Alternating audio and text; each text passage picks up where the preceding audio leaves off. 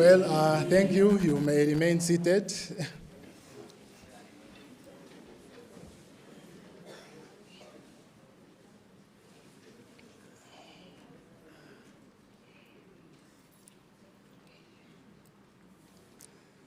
Okay. Today,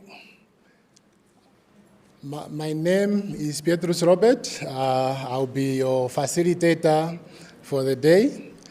And today, we are going to have our consultation on the National Upstream Petroleum Local Content Policy.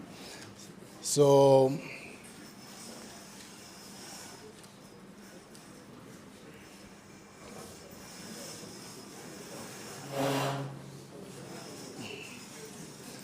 okay, just a moment.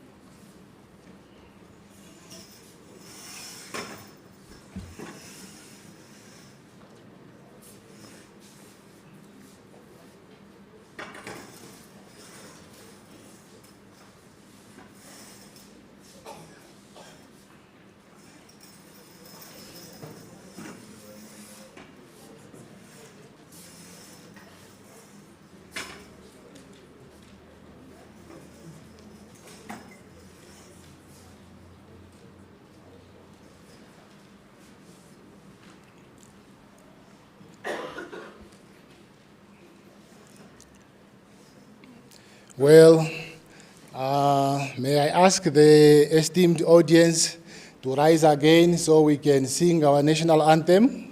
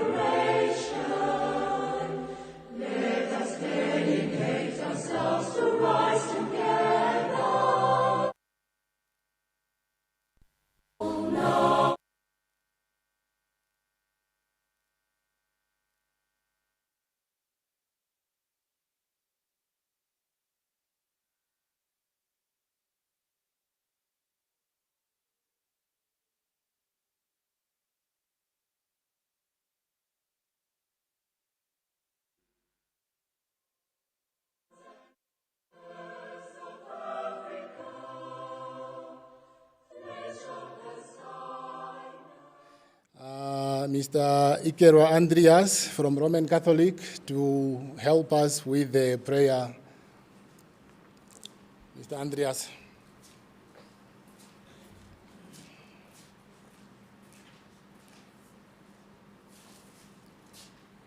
Thank you very much, Director of Ceremonies. As it was already said, my name is Ikerwa Andreas Homateni. I'm just going to give a short prayer. Before that, scriptures emphasize that all natural resources belongs to God, and that humans are responsible for stewardship of creation. Let's bow our head as we pray. In the name of the Father, and of the Son, and of the Holy Spirit. Thank you, Almighty God, for the lovely morning. We are your creatures. We are not perfect. We are sinners. We ask for forgiveness. Lord, we pray for our leaders, especially our founding president. May his soul continue rest in peace, and all the leaders up to the current President Netumbo Nandi Ndaitwah. We pray for her for the blessing, Lord. We pray for everybody who is here present, especially for the delegation, for those who came and to give us and give awareness to us about the resources, especially oil and gas. Almighty God, we ask all this through Jesus, our Savior, who was crucified because of our sins. Amen.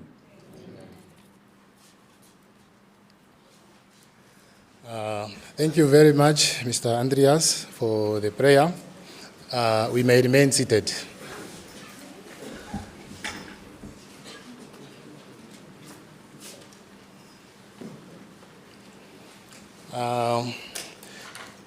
Esteemed gathering of Rundu, allow me, before we start this engagement, to acknowledge the dignitaries before us.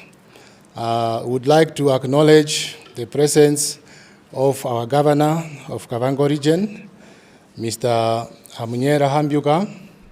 May you give him a round of applause.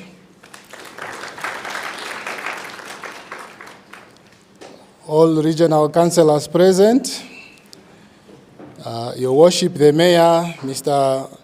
Gabriel Kanyanga, the Mayor of Rundu Town Council, and all mayors present, the Chairperson of Local Authority Council, all local authority councillors present, Ms. Maggie Shino, the Petroleum Commissioner and Head of the Delegation.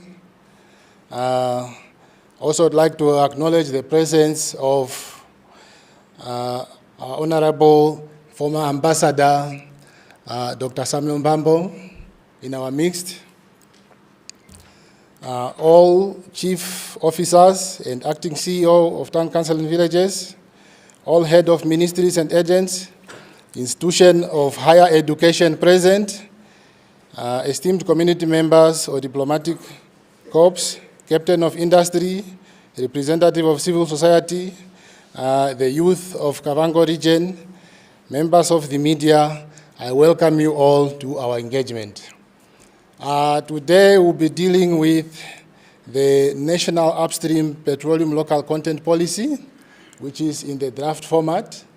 So for that purpose, we are here to seek to present on the draft policy, as well as seek your feedback on the same.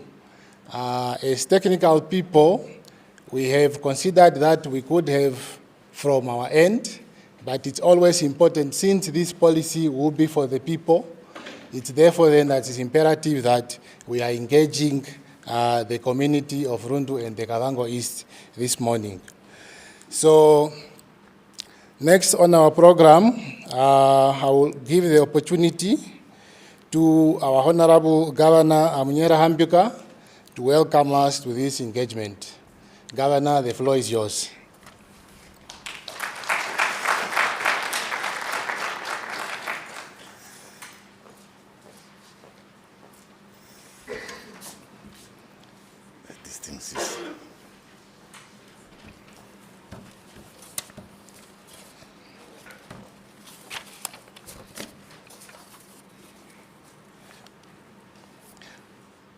Director of Ceremonies, His Worship, Honorable Gabriel Kanyanga, Mayor of Rundu Town, Mrs. Maggie Shino, Petroleum Commissioner, officials from local content task team, our local and regional councillors present, traditional and community leaders present, representative of the business community, civil societies, all faith-based organizations, distinguished guests, ladies and gentlemen.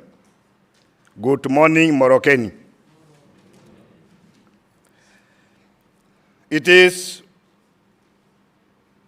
my honor and warmly welcome you all to Rundu, the capital of Kavango East Region, for this important national upstream local content policy workshop, including those participating virtually.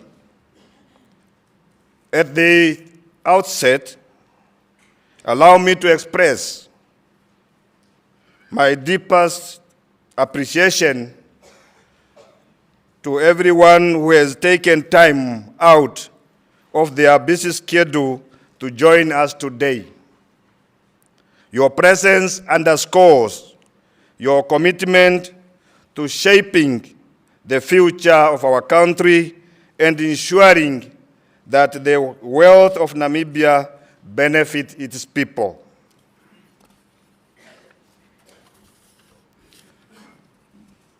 This consultation is part of government's establishment practices of engaging the public before finalizing the policies. The National Upstream Petroleum Local Content Policy is designed to ensure that every Namibian benefits from the opportunities arising from our recent oil and gas discovery offshore.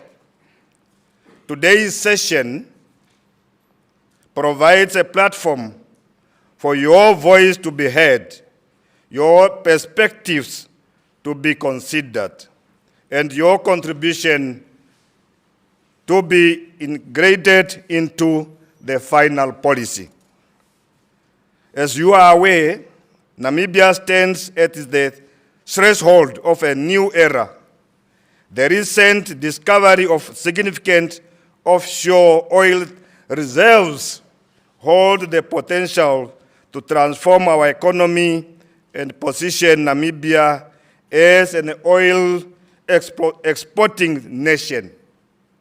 But oil and gas alone will not guarantee inclusive development.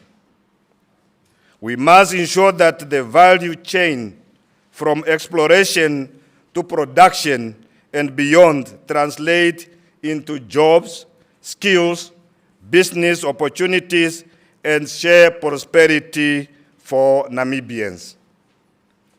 For government, local content is not an afterthought. It is the very heart of our oil and gas strategy. Our vision is to ensure that the wealth generated from petroleum resources circulates within our economy, empowering our people, business, and institutions. Local content, therefore, means creating sustainable jobs for Namibians across the petroleum value chain, building the technical and managerial capacity of our citizens so that we are not spectators, but leaders in this industry, supporting the growth of local enterprises that can partner and compete alongside international oil companies, promoting equity participation, financing opportunities, and ownership to ensure broader-based benefits. Director of Ceremonies, ladies and gentlemen, the draft policy sets out clear objectives on employment, training, procurement, and ownership. But government cannot achieve this vision in isolation. It requires the active participation and input of our communities, entrepreneurs, and institutions, especially here in Kavango East. A region with great potential, talented youth, and resourceful enterprises. I therefore call upon our business community, entrepreneurs, and all stakeholders here today to see yourself within this policy. This is not a policy for outsiders. It is a framework designed to empower Namibians, including the people of Kavango East Region. Together, let's shape it so that it opens doors for your businesses, enable you to provide goods and services to the petroleum industry, and ensure that the benefits of this sector are rooted in our community. Director of Ceremonies, ladies and gentlemen, this consultation is not just another event.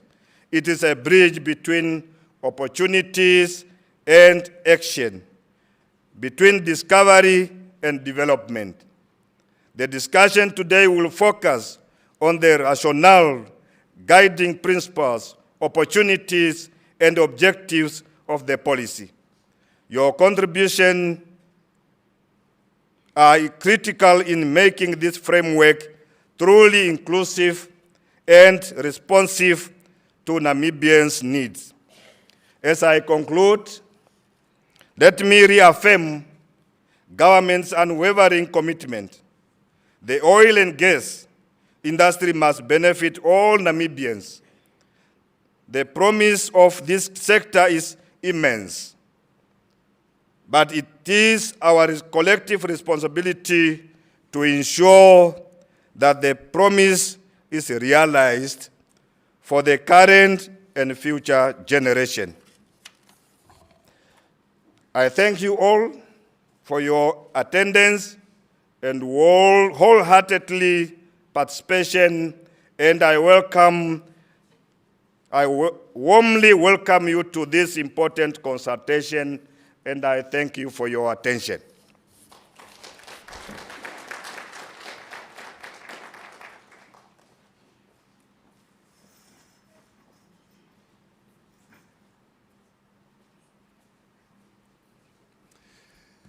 Thank you very much, Honorable Governor, for that very warm welcome indeed.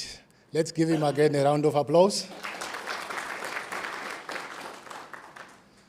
So since we have been welcomed to our engagement, now we are going to call upon the head of the delegation and the Petroleum Commissioner, Ms. Maggie Shino, to come give us an opening address. Thank you. Ms. Maggie.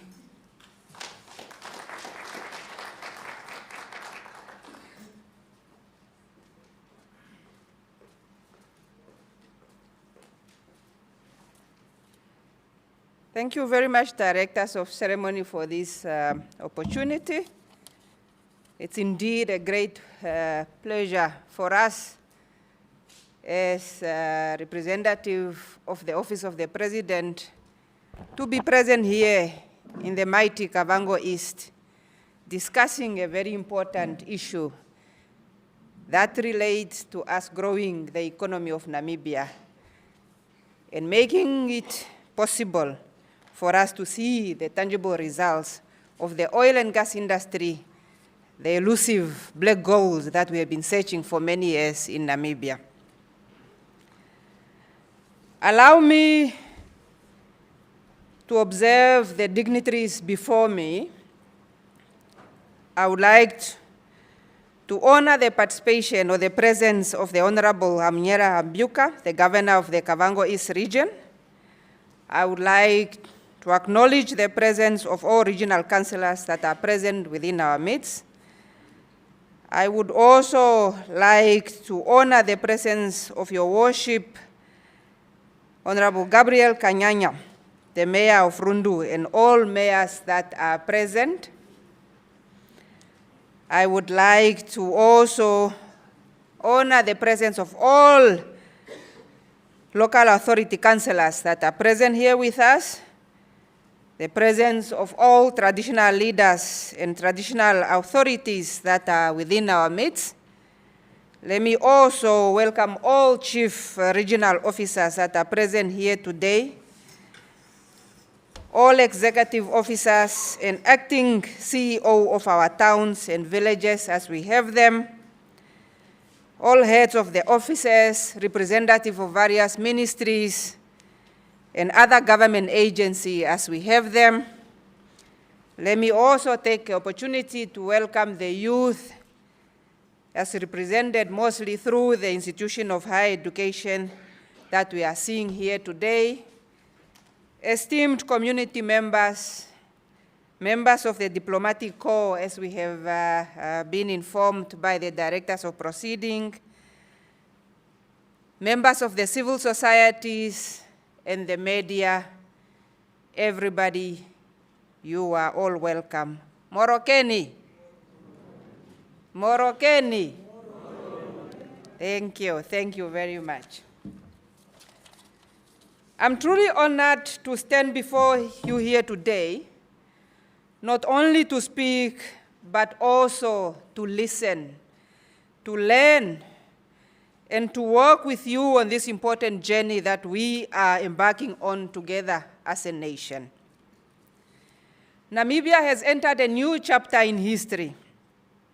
After years of exploration, significant oil discoveries have been made off our shores, discoveries that carry a potential to transform our economy and to open new opportunities for our people. It is our new hope that a new dawn is here upon us in Namibia. But let us be clear, oil in itself does not automatically bring jobs or directly reduce poverty or deliver prosperity without the action and the positive action and the intended directed action of the citizens themselves. It is only through careful planning, fair policies, and putting Namibians first that these discoveries can become a blessing for our nation, the same way other nations has prospered and be blessed through these natural resources. That is why we are here today. We are here to engage with you on the local content policy.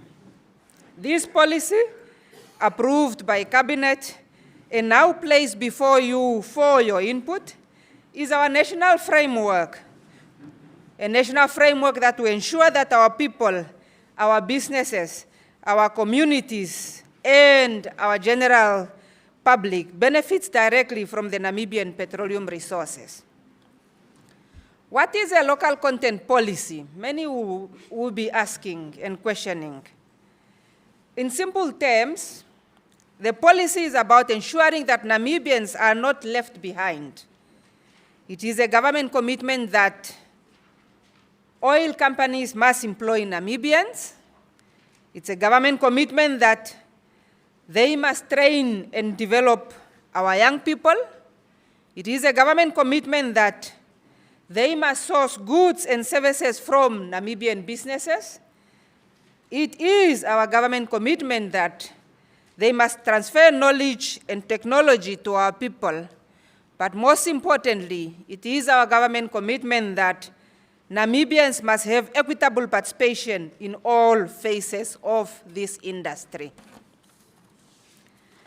It is about ensuring that the wealth from the oil should flow directly into our homes. The wealth, the oil that flows from the subsurface should be visible in our schools, in our clinics, in our communities, and where it matters most. Why is this important? Why do we need this? Allow me to give you a practical example. If a company needs 100 workers, as many of those jobs as possible, we want them to go to Namibians, especially to the young Namibian people, the young and able Namibian people, to the Namibian women, and to those that are coming from the previously disadvantaged backgrounds. If a company is requiring catering, if the company is requiring transport, accommodations, these services should be sourced locally. They should create business opportunities in our towns and in our regions. If a specialized training is needed, it is our children who should receive the bursaries and scholarships to prepare them for the future and to make sure that they have careers that are going to serve this industry.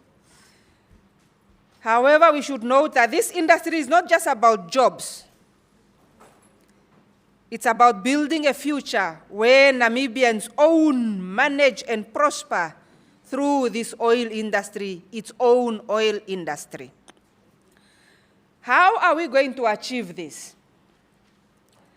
The policy that we have drafted as a technical team set clear guidelines and clear rules and targets for what is needed.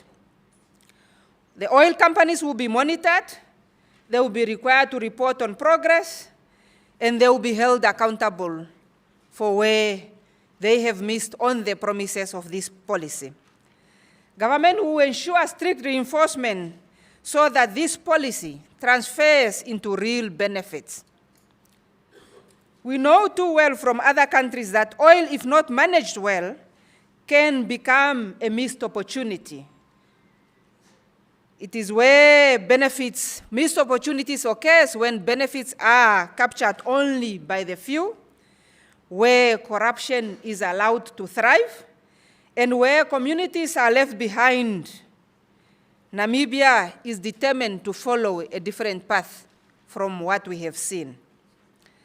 The local content policy is our safeguard, is our tool to fight poverty, is our tool to build the skills, is our tool to build the businesses and to ensure that every Namibia has a fair chance to benefit from this industry. Let us all reject fronting. Let us all reject offers that are going to be made where locals are used as a mere token without the true empowerment. Instead, I would like to call upon us to embrace a genuine participation that uplifts our people, that develops our community, and that strengthens our economy. Together, we will rise. Fellow Namibians, this is our moment. This is our opportunity to ensure that the black gold that is being discovered in our waters is transformed into real gold that we will see in every Namibian household. Let us build strong partnership, not only with the investors, but also with each other, so that we can hold a strong chain that can enable us to provide the much-needed services that the industry will require. Let us support our youth. Let us empower our entrepreneurs. And let us hold ourselves accountable to the highest standard of transparency and fairness. Ladies and gentlemen, in conclusion, this consultation is your platform. Your voice, your ideas, and your concerns will shape the final content of this local content policy. Together, Let us make it a tool that reflects the aspiration of all Namibians, those that are present here in this room today and those that are not here. I thank you all for your presence. I thank you for your participation, and I thank you for your commitment to build a brighter future for ourselves, for our children, and for our generation to come. Together, today, we are going to create a tool that is going to shape our future, but most importantly, we're going to create a tool that's going to build a resilient Namibian economy. Thank you very much.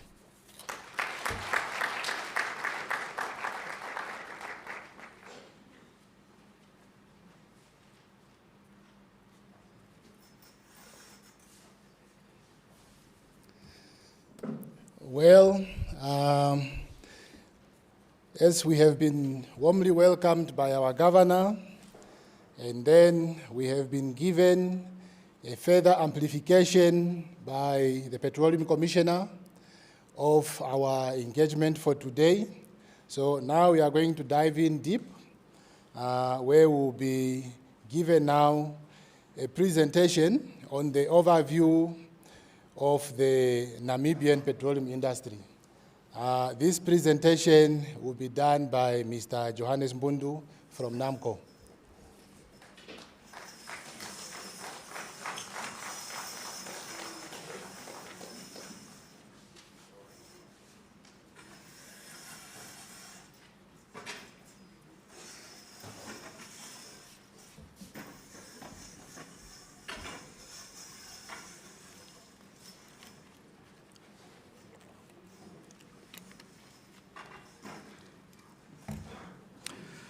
Good morning, everyone. My name is Johannes Mbundu.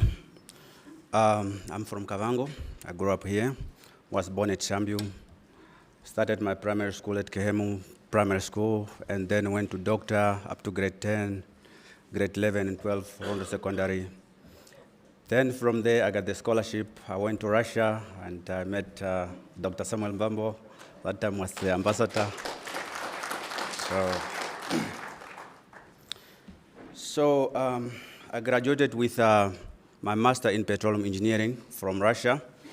And then 2016, I added another master in petroleum production engineering with University of Leeds. I was working with the ministry, and now I'm working for NAMCO, the only NOC in Namibia. So I'm a technical person, and I'll be talking about technical stuffs, but I'll be explaining some of stuff in the simple language so that all of us will understand, because otherwise it will be no point for me explaining difficult stuff. So first, we'll start with the oil and gas overview, and then on the second phase, then we'll zoom in the Namibian oil and gas industry. As I've said, I'll keep my presentation simple and practical.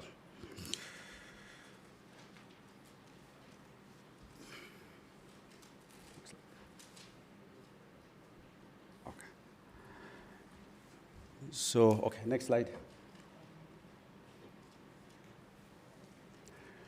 So, what is oil and gas industry? Simple definition is oil and gas industry, they search and found oil and gas, right? From underground, produce it on the surface, refine it, and then give it to us to use. And there are different sectors. We got the upstream. When we are talking about upstream, we are talking about exploration. We are talking about drilling, that is the upstream. Right? When we are searching, we explore, and then we drill. Then we produce it. That's the upstream. And then when we talk about the midstream, we are talking about transporting it either through pipelines or through tankers. So that is the midstream. And the downstream, this now is refineries. We are talking about the filling stations, right? we refine the crude oil into usable products. So we have just to bear in mind that when I'm saying oil and gas, I'm not saying about petrol, which we are getting from the filling station, but I'm talking about the overall of mixtures with different things. So we need to refine it before we get the useful product from it.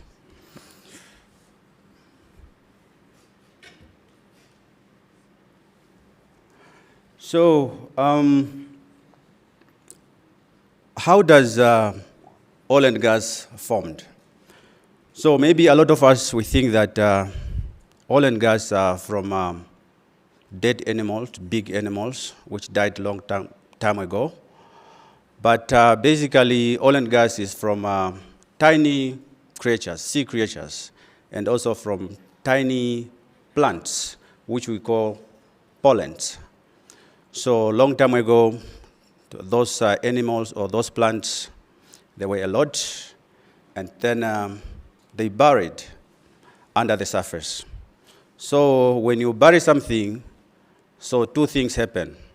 The first one is the pressure because of the overburden, a lot of rocks and sands on top of these tiny creatures and plants. And the second aspect is the temperature. The temperature will start rising. So because of those two events, then these tiny creatures will be cooked and turned into hydrocarbon. So, and again, on our picture here, we got 5 elements. The first one is the source rock, the reservoir, the seal, and then the trap. So the source rock, as I've said, for geologists, they call it a kitchen. Why is a kitchen? As I've already explained it, in the kitchen, that's where we find stove, right? That's where we cook our food, right? So when we're cooking our food, we take the meat, put it in the pot, and put it on the stove and turn it on, right? And again, there's another thing which we do. We take the lid and close the pot. Why are we closing the pot? Because we want the pressure inside the pot to rise up. So if you cook your food with a pot open, of course it will be cooked, but it will take a long time. But if you close the lid, it will be cooked faster. So that's why we call it the source rock or the kitchen, right? Because where these tiny animals got cooked and then turned into hydrocarbon. The reservoir rock. Reservoir rock is the place where the hydrocarbon got captured. Why? Because it got space, right? So to give you a practical example, it's almost like the mattress. Normal mattress, which we buy from local shops or from Chinese shop, right? So even though that we don't see the pore, but if you try to pour liquid or water on the mattress, the water will be absorbed, right? Or good example is also sponge. When we are washing our dishes, we use sponge to wash our dishes because it absorbs water. So the reservoir rock, also the same, but it's hard. It got space where it can keep hydrocarbon, right? And then the seal. Seal is like sealing, right? Without the seal, hydrocarbon will migrate up to the surface. In some countries, there are those where we found hydrocarbon on the surface. Because there's no seal, hydrocarbon will start leaking up to the surface, right? So we need a strong seal, which is very different from the reservoir rock, which means that that seal must not contain any pore space. If it contains pore space, it will allow the hydrocarbon to leak to the surface. Then the trap. Good example of the trap is like in this hall. We got the seal, and all the building is closed. It's like a container. So this is the trap. This is what we call the trap. The fifth one, we need migration path. What are those? Those are the conduits. I think I got the pointer here. this migration path, right? This is the conduit which connect between the source rock and the reservoir rock. Without these small paths, the hydrocarbon will not migrate from the source rock to the reservoir, right? So these are the 5 elements, petroleum elements, which we are looking for. We are looking for the source rock or the kitchen, the reservoir, the trap, the seal, and then the migration path. And if the hydrocarbon will be trapped in our seal, and then we call it accumulation. We got hydrocarbon accumulation.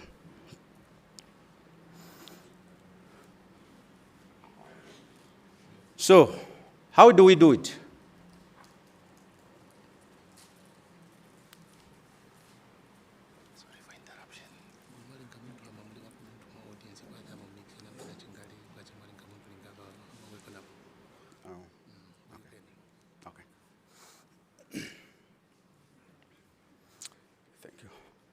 So, how do you get it? So, we use special equipment or vehicles in order for us to look for those 5 elements, right? So, example is like we use sound waves, like sonar. And all of us, we know sonar or ultrasound.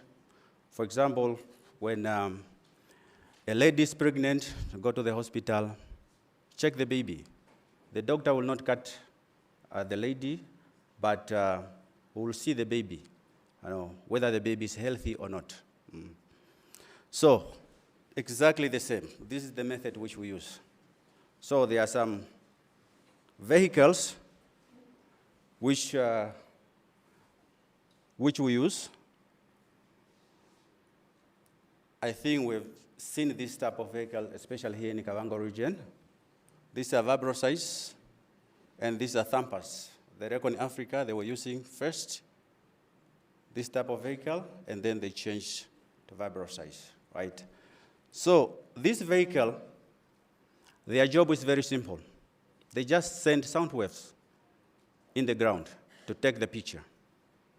So when sound wave travel in the ground, it meets different layer, and then it will be reflected back. And we have to capture that back. It's almost like at the village, we used to play, like, especially when you are taking kettles back home. So, tozigire. Apa no zigira, toprakenu ezulio gasinga pemlaga tengora. So it's echo, right? You shout with your mouth, that's the source. This is what this vehicle is doing.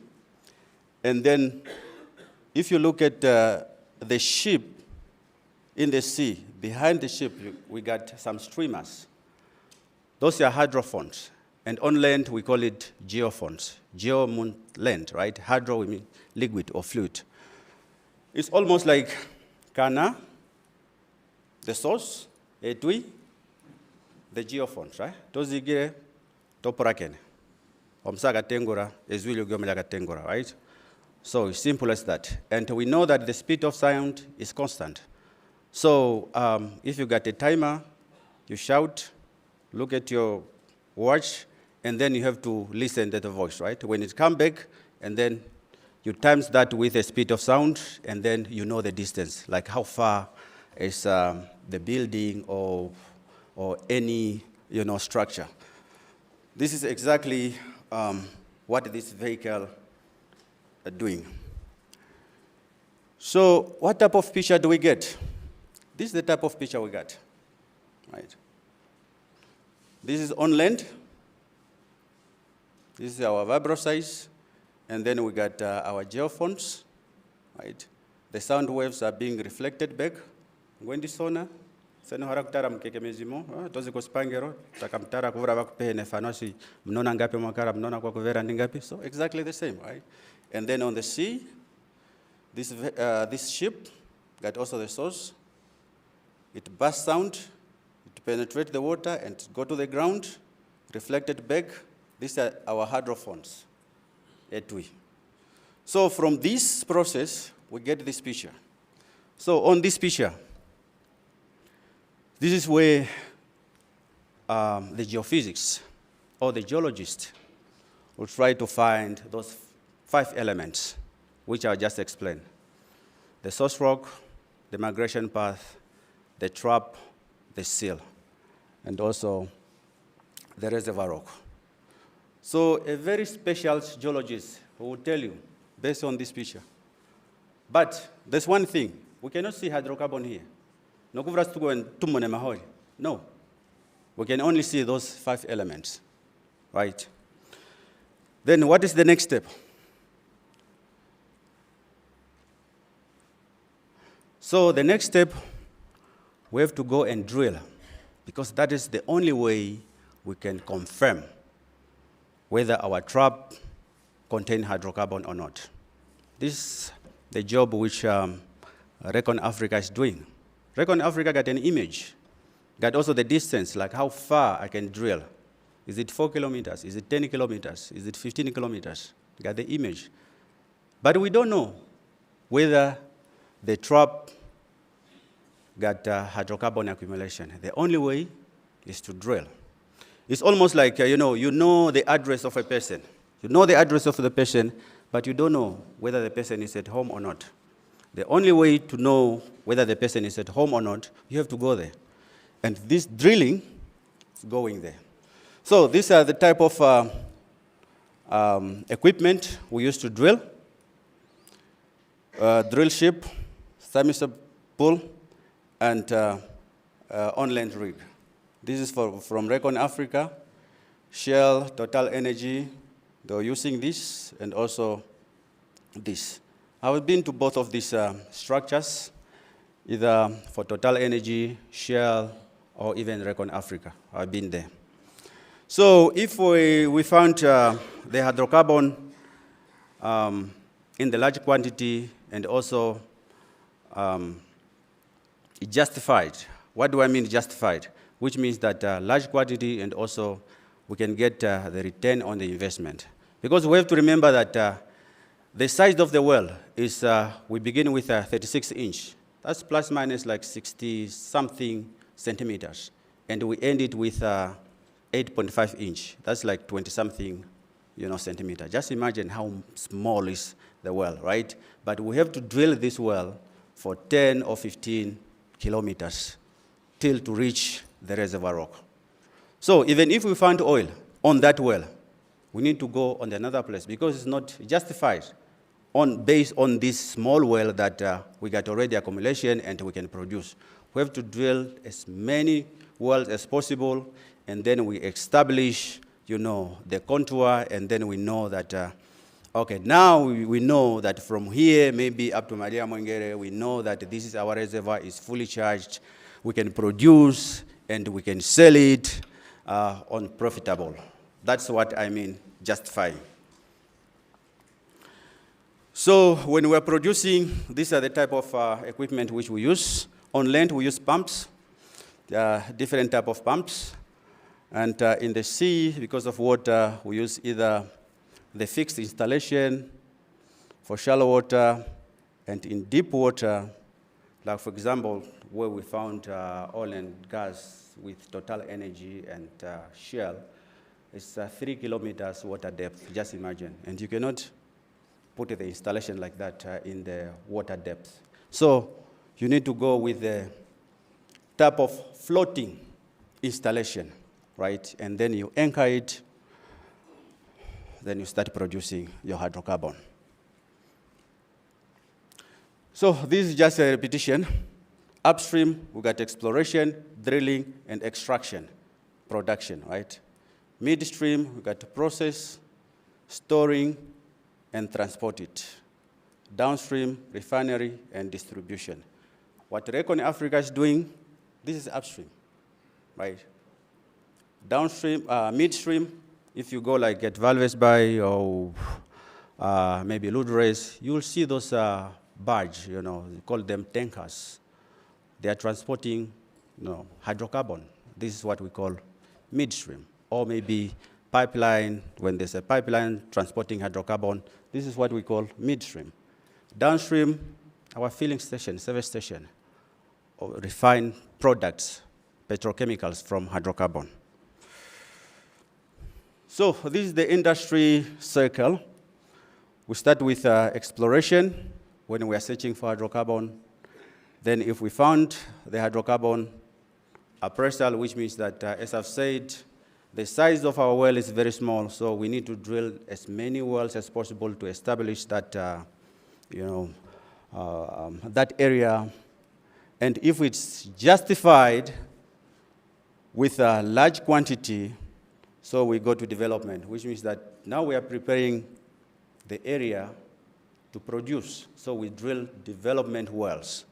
And then we produce, extract hydrocarbon. And when the hydrocarbon is over, we abandon, we make sure that it's safe for the environment, for people, or for everybody around. Or if it is in the sea, for all the sea creatures have to be safe, we abandon it. So where are we? We are somewhere here, between appraisal and development, somewhere there, right? The impacts of hydrocarbons. There are various impacts we have to know. These are the main 4 impacts. We've got political impacts, conflicts, we've got environmental impacts, spill and can destroy the environment, technological impacts, which means that each and every time we have to innovate to find a way how to make it safer when we are producing. Economic impact. So it can put the impact on the economic and on the global scale, right?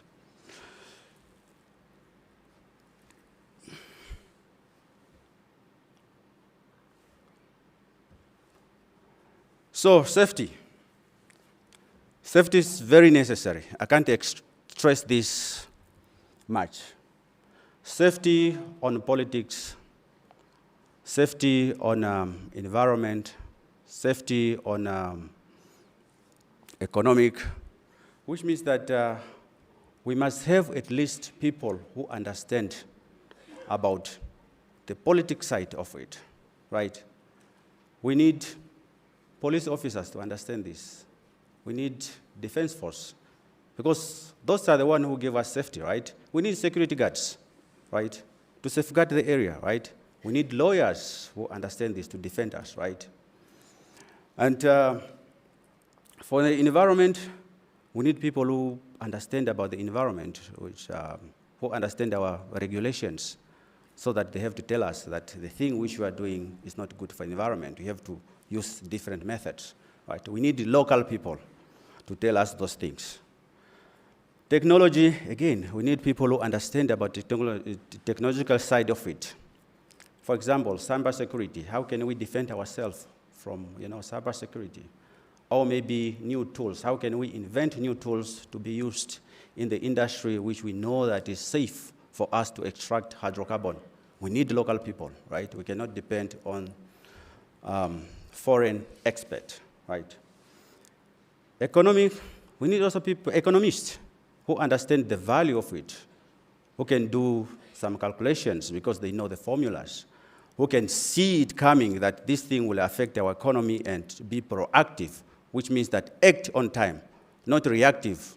Reactive means that you have to act when something's already happened, right? But we need to be proactive. We need those people who understand better about safety, right? So, why is it important? Of course, we understand hydrocarbon is for energy, but there are a lot of valuable products from hydrocarbons. That's why we're talking about, those 4 impacts, talking about politics, economics, environment, and economics, right? Because of this.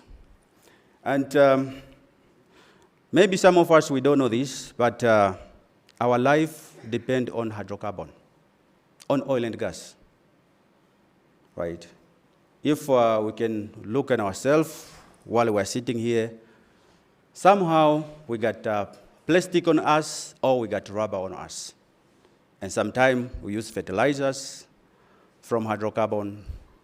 Sometimes we use some even detergents to clean our stuffs at our homes, or even some vitamins, important vitamins to our body, right? Now we are talking about petrochemicals. That's what the refineries do when they receive hydrocarbon, right? They refine it into different usable products.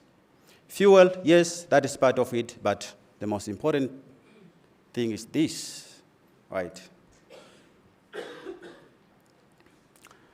So again,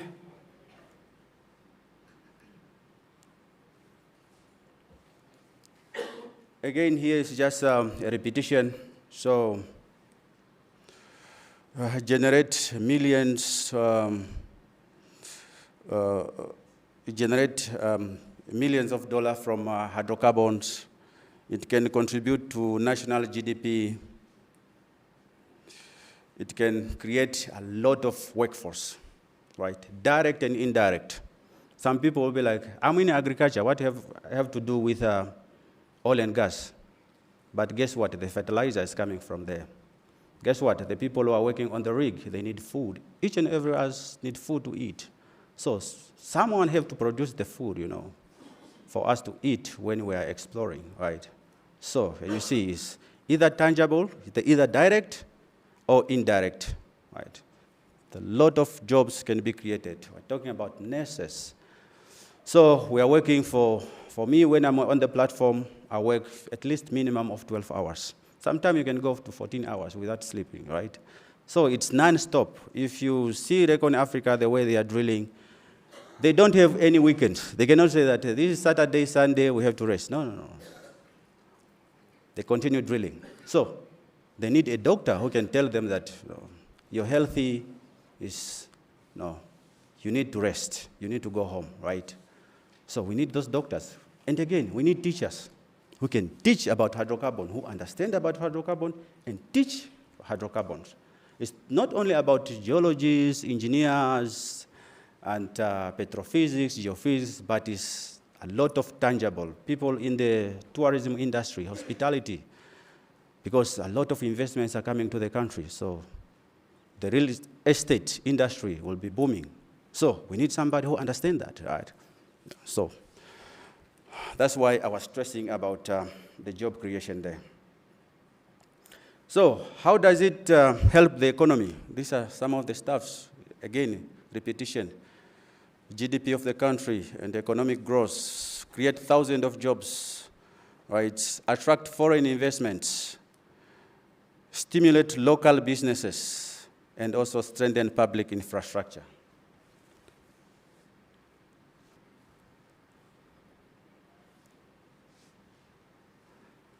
On the economic level, it can contribute to CSR, this corporate social responsibility projects, right? The company can commit to that.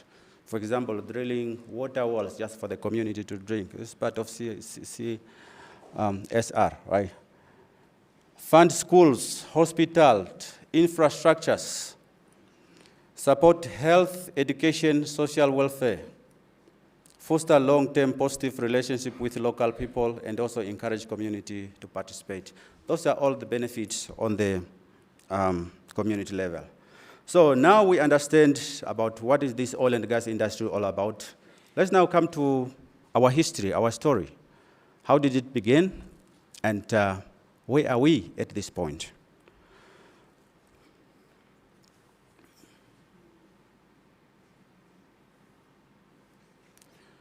So I was talking about those 5 elements. So according to the geologists, they told us that in Namibia, we got 4 recognized offshore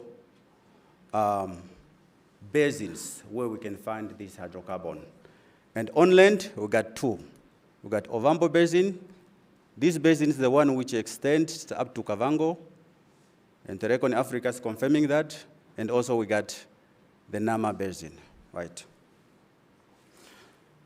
And these are the blocks. We call them blocks because for the foreign company to come and drill, they need a permission. And that permission is only obtained from our government, right? So our government, Ministry of Mines and Energy, they already divided the whole country into blocks, 100 by 100 kilometers, right? 10,000 square kilometers, right?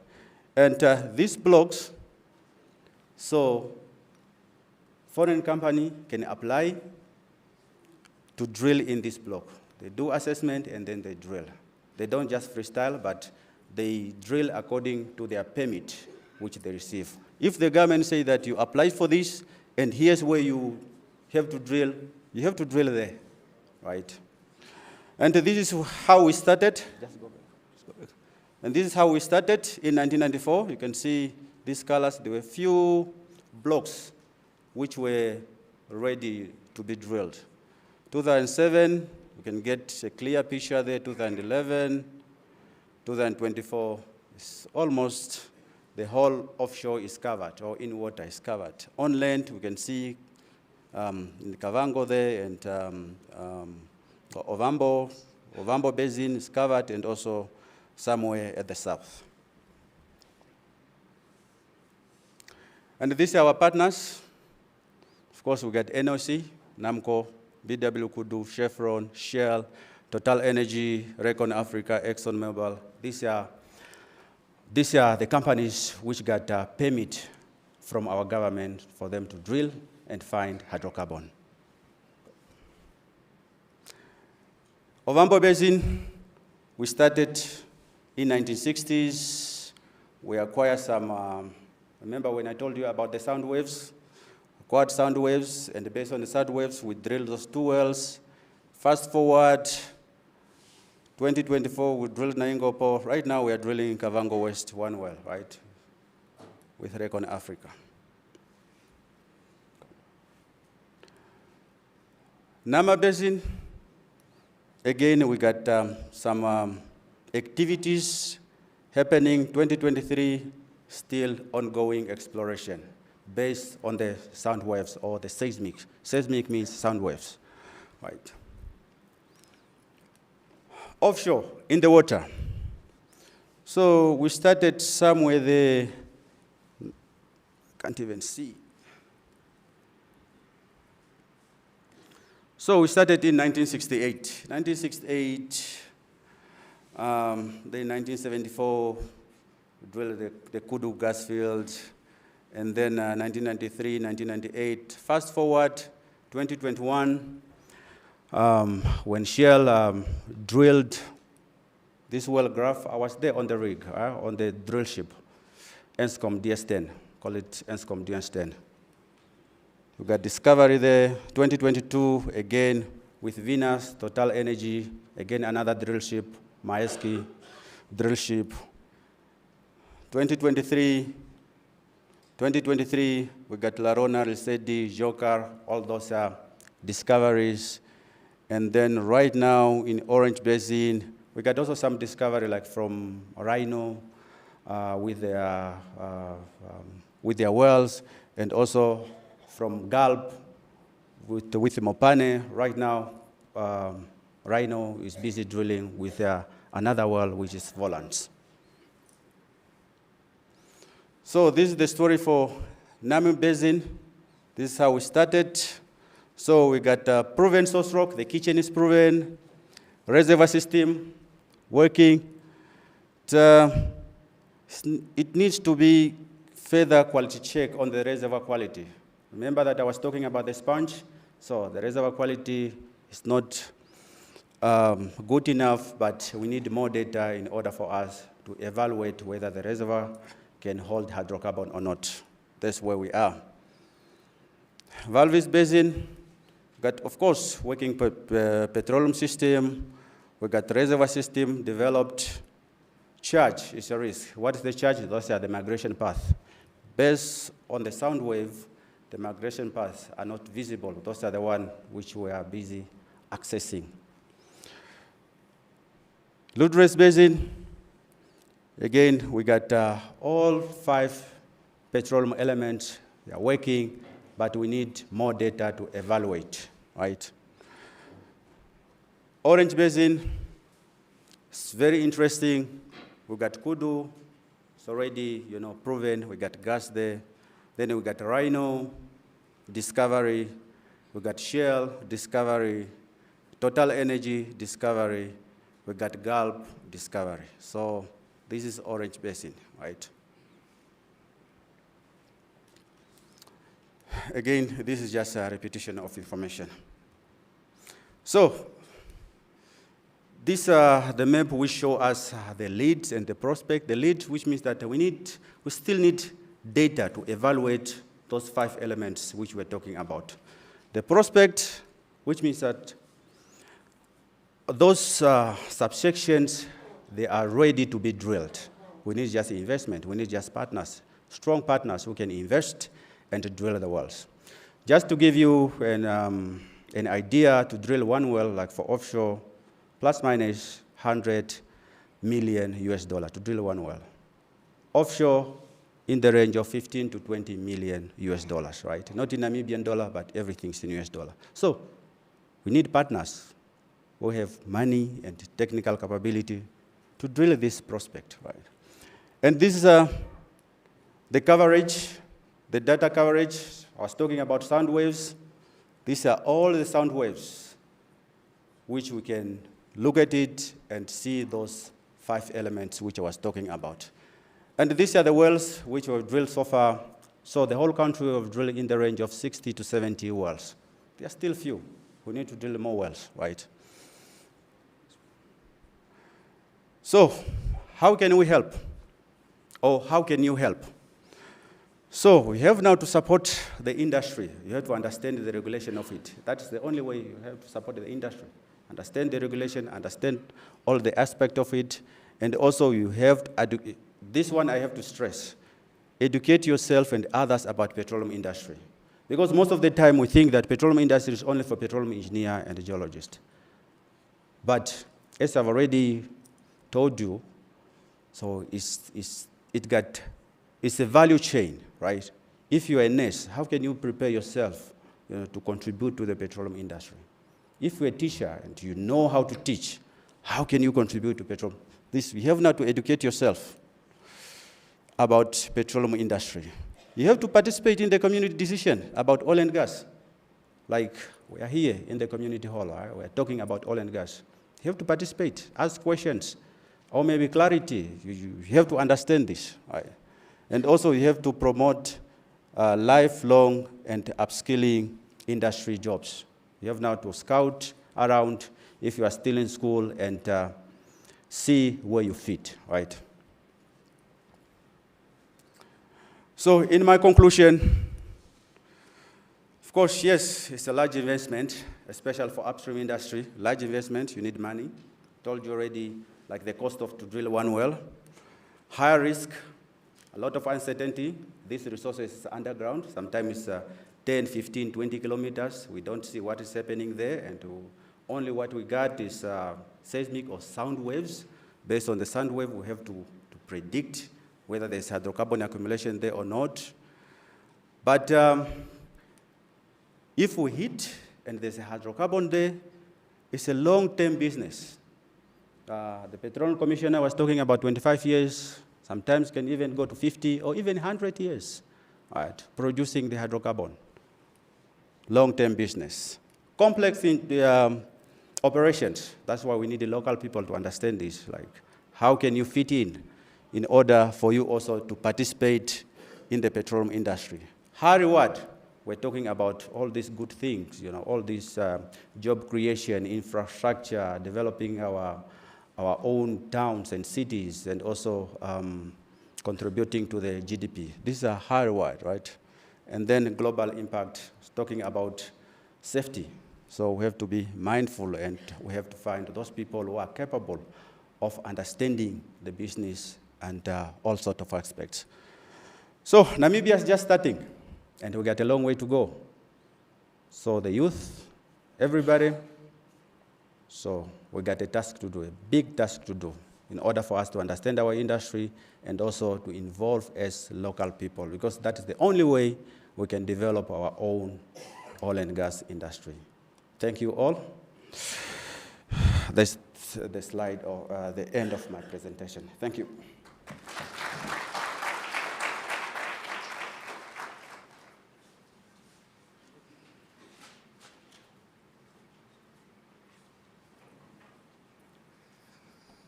So, now we have had the overview of the oil and gas industry, the different kind of skill set that is needed. So we are going to proceed in the interest of time. We are going to call upon our next presenter to give us more now on this local content draft policy. Our next presenter is Mr. Charles Mbeha.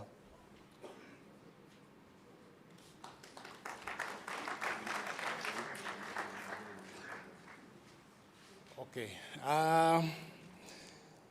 Wale katugwana ehundiro pena si twakara monampono wakurona mumbunga zetu makura wo kapi wakukwata sana nawa apa twakuruganesa eraka liopaveta makura nye otate mbundu kawa presenta pa tawa kaninka tupu ekwata kano liopasupi meraka lietu liorkwangali kome hozo kuninga baka wizeko muyunga gwetu gwa ubali pandu.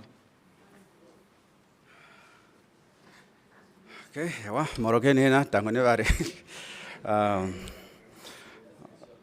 Yes, so yeah. Ikwa maholi ngwendi mwina tuputwa yunga pomoho wase no 5 elements. No 5 elements msinga nyo ninka itano. Natvora papara ipo tumone asi apa ikwa maholi ya karapo. Kwa karapo se the source rock kitchen ndiwale ngapi mwazi tumbura kitchen. Kitchen natu wenye kuiziwa kitchen ndike msinga. Kombisa, yeah, kombisa zetu. Yeah, tango tutale ngwendi asi ninke mo dining hall, ngwendi mo dining hall tuakara, tuakara no kombisa, tani mo dining hall omatu hingere potulie, tani hena mo dining hall omatu hingere tulie, dining hall vazize idira ke guru, this ceiling, right? Tani hena omonompachi na mo vazize idira, odo idonye na 5 element. Kombisa wakaranyasi source rock zetu. Morai mwa terekere nondia mwina DPA. Makora panadi pia kapatulire mo kombisa tatu direta kupiko mo dining hall. Ematu direta. Omo ematu hingire makora tatu lino ndia detu.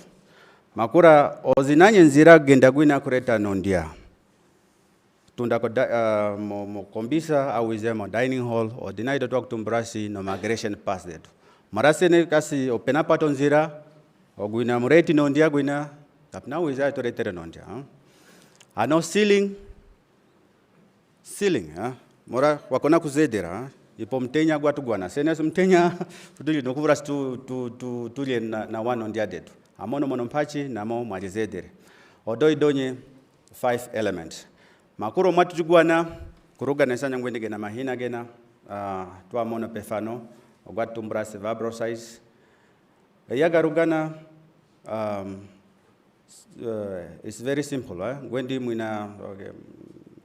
Wale mgoli kadine zima ulendi taze kwa spangero na haraku tara mkeke gwangi mkeke ngapi mwa pindukire ninke mezimo taze kwa spangero anagu ina nerisa akeka pna mteaura ndi wali amvendwe tamtura zina watura sona sound wave au zina sona zina kuvura nizili kidiase gwina mkeke akangukande na ukangukia kara ndi gwina mkeke kwa kovera na yenye kuimone napenda po sona au zina sound wave zina nosengo rore mwaturugane sanya mwina gwendi gena mahina gena taga tumunye ninke ezui mo ninke mevu makora panali tengura ose kuvura tu imona nyasi okay apa ipopakaranye no 5 elements makora ndo sine dibutu tuamono si okay no 5 element nanje twatigwana kora twakonanye twakona kusime kero letu anaye kero letu simi kabisa kero lenene kero lenunu 36 inch kero lenunu makura gazarene se 36 inch tulisime dogoro 15 kilometers moroko iko batantiria si oko iko karamaholi twakona kulisima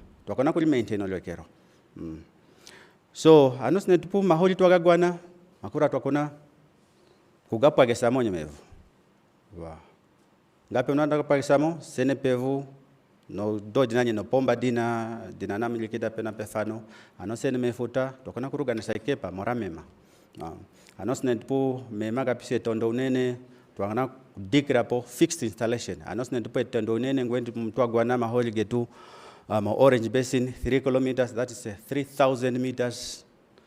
Halo tondo enene twakona turaponye sina skepa sina sinasa kuninga sasokwa kulidinga tupena peguru lyo mema ano maholi kwa gareta pontundanya makura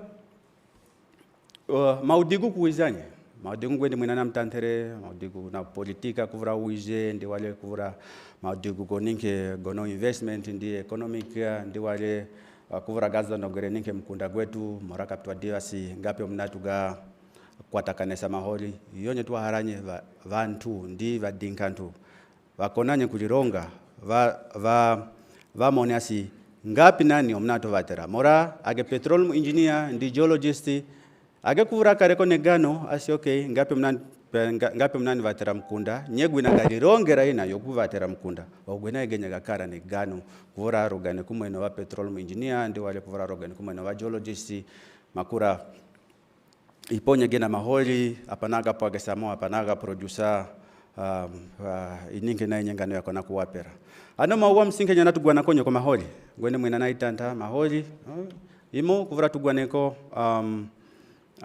aga maholi atunuisa ninge mamatua getu nyeka pisi elike for plastic na yenye no raba na dinye akumona na yenye no raba na dinye di tundra kwa maholi sen natara monozugo detu makende na genye gomema tundra kwa maholi tanino fertilizer tundra kwa maholi tanino pera dimwe doukanguki tundra kwa maholi iponye natu imona shaga maholi nanika pisi tupuko kutura metua maholi is our life saver se natugusa kwa maholi se taninga okay tatu zikembo letu makora tukaguse tuguse monzugo zetu na yenye varugane sa ninke plastika tanino iraba natu imona si ngano kapia wapera ninke imo ngwendi yokulipuchisa kwa mazego na yenye kuroganisa kwa maholi iponya kwa karasi kwa papara nyewe na vantunye we na vadewa udiwi ndi vadinkantu we na vakarane haro ngano vali hamekemo vakona kuzuwa nye ninke yo maholi asi nani ninke msinke nani ameni mdinkantu ngapi omnani vateranye name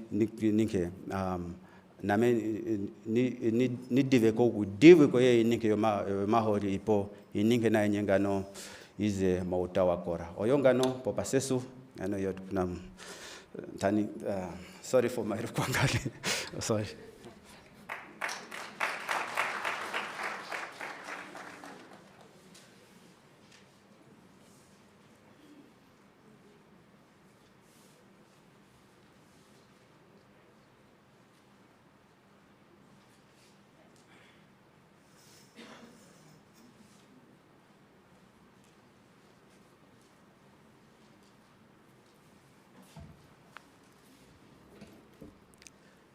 Morning. Can you all hear me?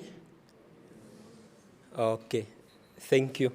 I should have said close. Walking from there to here, it felt like a very long distance.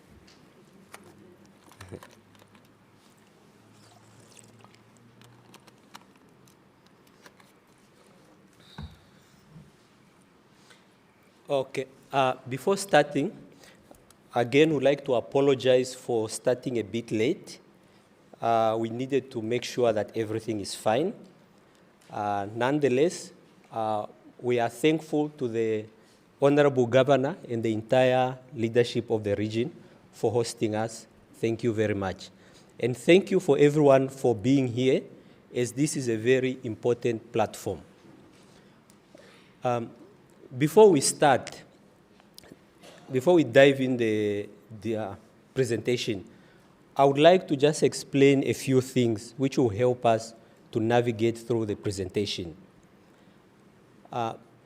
First and foremost, there is a need to understand what is the difference between a policy and a law. Because we are here for a policy discussion. A law is basically a document that is enforceable in court, whereas a policy is not enforceable. A policy is government's intention to say, this is what we want to do, and this is how we are going to do it. That is the major difference. I'm mentioning that I saw in one of the local newspaper, whereby they basically say that in the policy, there are no penalties. Now, we need to understand that a policy by its nature cannot have a penalty. That you put in a law. And in Namibia, before you develop a law, first you must come up with a policy. A policy is the one which will say how the law will be crafted. But nonetheless, to say that the policy is toothless is not correct. We have put measures in the policy to make sure that oil companies can be put to task. To give an example, one of the things that oil companies do is they need to present to us as the regulator to say, this is what I'm going to do, how I'm going to do it. Us as the regulator, we can approve or disapprove. So if they are not complying to the policy, we will not approve their work plan. And if we don't approve their work plan, it will cost them a lot of money. So they have an incentive to make sure that they adhere to the policy. So it's not always to say you must put a fine. There are many ways to achieve what you need to achieve. And we have those measures in the policy. With that, we will start with the presentation. What is local content? In a nutshell, local content, we are fundamentally saying that as oil companies, you need to hire locals where skill is available. You need to use goods which are coming from Namibia where they are available. The same also applies to services. And where you say there is no skills, we are basically saying, okay, fine, but how do you meet government halfway to be able to capacitate, to train people, so where there is a gap, that gap can be filled up? Fundamentally, that is what local content is all about. Now, what the policy does, it just goes to outline how can government achieve what I've just outlined. So in a nutshell, that's fundamentally what we are saying, that use Namibians, because we want the money to stay in Namibia as much as possible. And maybe before also proceeding, also just to mention something which slipped my mind. When you look at the Namibian Constitution, Article 100, it says that all natural resources which are not owned by anyone, they belong to the state. Who is the state? It's all of us. So the point I'm trying to make is the oil underground, it belongs to all of us. Now, oil companies do not own the oil. What they own is a license to allow them to have access to that oil. It's the same with fishing companies. A fishing company cannot say they own the fish in the sea. No. What you have is a quota that you are given, and then you can fish and you sell. So what you catch, that's what belongs to you. Same with oil companies. The oil that they are entitled to, once they extract the oil, now it's in their containers, that is theirs. But the oil in the ground belongs to all of us. And government is there to administer, to make sure that Namibians also benefit from that oil. I just need to point out that point. We can move to the next. Now, we need to understand that oil is big business. It brings a lot of money for any country with oil. Now, if you don't manage it, that money will become meaningless. You need to be able to manage that money, put measures in place to make sure that the money you get from the oil benefits the country. There are countries in the world who have done very well with oil, others not so well. So what the government of Namibia is doing is to make sure that we do not go in the direction whereby the oil becomes a curse. We want the oil to become a benefit to the people. Hence, government is coming up with a policy. A policy, it's a way to make sure that money does not leave Namibia, where there are people, where there is skills, goods, and services within Namibia. Such must come from Namibia. But again, we need to draw a balance. You cannot tell an oil company to say, hire everyone in the company must be a Namibian. We need to be realistic because there will be certain skills that do not exist in Namibia. So you can't force them to hire someone who does not have that particular skill. So only in such instances will we allow oil companies to go out. But as long as the skills are there, we will make sure that they use skills, goods, and services within the country. How do we determine that? There was a study which was carried out, so we are aware of the skills, goods, and services in the oil and gas sector which are available in Namibia for oil companies. So when an oil company comes and they want to get a skill outside Namibia, and we know that this is available, we will not approve such. So that is fundamentally the purpose of the local content policy. And the last point to make before we look at the slide there, there's also an element of NAMCO. NAMCO is the arm of government to participate in the oil sector. Now, some people are of the view that 10% is insignificant. Why can't government have more? Why 10%?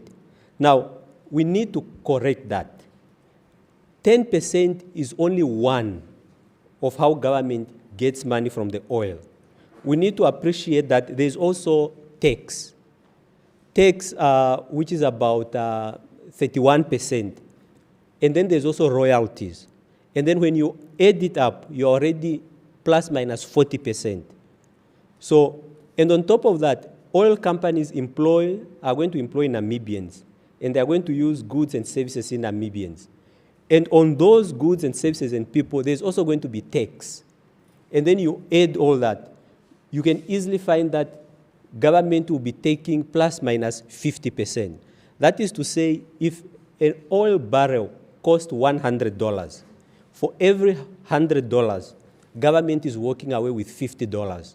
So we need to look at it holistically and broadly. So government is just not walking away with 10%. I just needed to point that out. Now, the graph? Yes. The table there, it shows a number of companies and how much money they make. It's just to indicate how much of a big business oil is. As you can see, the first company there, it's worth 1.5 trillion. The following one, 400 billion, 300 billion, 200 billion, and this is in US dollars. And some of these companies are also in Namibia. The point we are trying to make is to show that in oil there's a lot of money. But in order to benefit from that, you need to have measures in place to make sure that you benefit as a country. Next slide. Yes. On the background, I will not dwell much on it, as my colleague touched mostly on that, which is to say, companies have always been searching for oil in Namibia since independence, even before that. But we only made significant discoveries recently, 2022. Now, we also need to understand that when companies were searching for oil, it's a lot of money they spend, millions and millions. So we need to make sure that there's an incentive for companies to search for oil and to develop. So if we go to say, we want to take everything, as a business person coming to invest, why should I invest my millions and billions of dollars if at the end of the day I do not make a profit? So government has to walk that fine line to make sure that companies benefit also because they are spending so much money. It's not to say government does not have money. Government has money, but government has immediate priorities they need to deal with. Health, education, and so forth. If government take a lot of money and start exploring, the other sectors will suffer. That's why it's important to invite the private sector to say, come, explore, develop, make profit, but as government, we also need to benefit. But the balance should be there. And the policy, of course, it aligns, when we are drafting this policy, we make sure that it aligns with the laws of Namibia and it does not contradict other policies and so forth. Of course, we might have maybe missed something. That is why we are here before the residents of this region to get your input. What is it that you would like us to incorporate in this policy? Because what we are having is a draft. Although it is approved by cabinet in principle, it's not yet final. So the inputs, we can still improve on it. Or if there is something you feel that we need to remove, again, this is the platform. Or where you need clarity, this is the platform. But if the policy, maybe we crafted the policy so well, you can also tell us the policy is in order, please go ahead and put it into effect. Next. The aspect of the Constitution, I already touched on it. That is to say, Article 100 basically says the oil belongs to us. So that's an important provision in our law. Beside that, we have the Petroleum Exploration and Production Act and the Petroleum Agreement. So that law is the major law that we use to regulate the industry. It basically tells us how we deal with these companies and so forth. But besides that, we also have the Petroleum Agreement. This is where we agree with the companies on certain things to clarify certain things which might not be very clear in the law or which needs to be expanded or amplified. But again, it's important to mention that in this law, the Petroleum Exploration and Production Act, Section 14, it deals with local content. So we already have a law which deals with local content. But where that law is missing, it's broad. It basically tells companies to say, hire Namibians, hire goods from Namibia, services, but it does not say how or in what amount. How do you go about it? How do we make sure?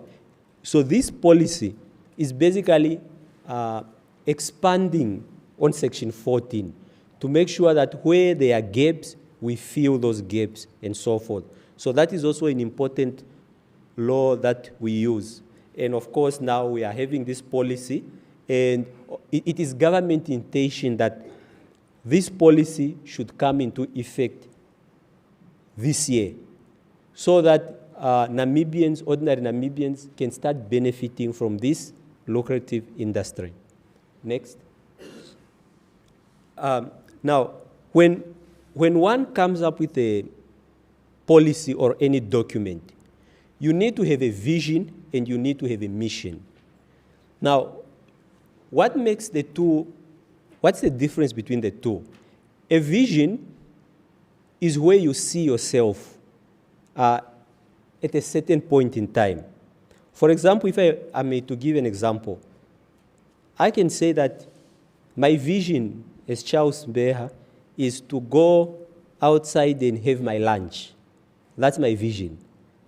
Now, my mission will be, how do I get there? Of course, I need to finish what I'm doing here. Once this is done, I need to walk, get there, and eat. So basically, a vision in this context is to say, where does government want to be at a certain point in time? And the mission basically says, how do you now get there? And the vision basically says, an internationally competitive petroleum sector that maximizes benefits for Namibians. And the mission maximizes benefits through Namibian workforce, goods, services, and companies. And you have heard I kept hammering on that, to say people, goods, and services. That's really what this policy is all about, to say Namibians must benefit through being employed, through their goods, companies buying their goods and services. But of course, companies cannot just buy your goods. Your goods also need to be at a certain standard. So as residents of this region, we need to investigate to say, okay, what are the opportunities which are there? what type of business which are they. You look and then you find how you can fit in that space. Because of course, oil companies cannot employ everyone. They will employ some, but the biggest sector, it will be the people who will be supplying goods, services, and so forth. And it's also not just directly to the oil companies. Because when the oil companies start operating in your country, it will help the economy to grow. When the economy to grow, money is flowing and so forth. So someone might end up opening a salon. A salon has nothing to do with the oil company. But because the economy is doing well because of the oil which is now being sold, now more people are spending and so forth. So oil brings business opportunities, not just directly, but also indirectly, just for us to understand from that context. Next slide. This one is, in a policy, you need to, when you say rationale for the policy, you need to say, what is your reason? Why are you having this? You need to have a reason, because a reason will guide you. If you do not have a reason, it becomes very difficult to even achieve your objectives. So the reasons for this policy is to ensure national stewardship.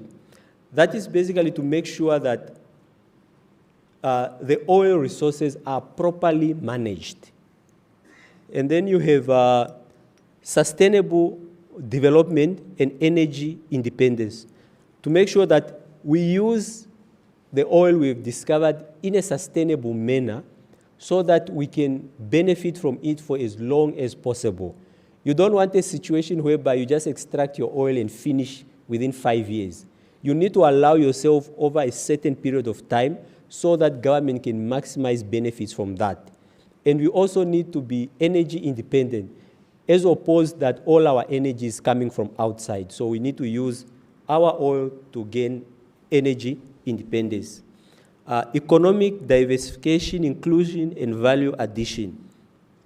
It's a point I mentioned to say that oil will help other industries to grow.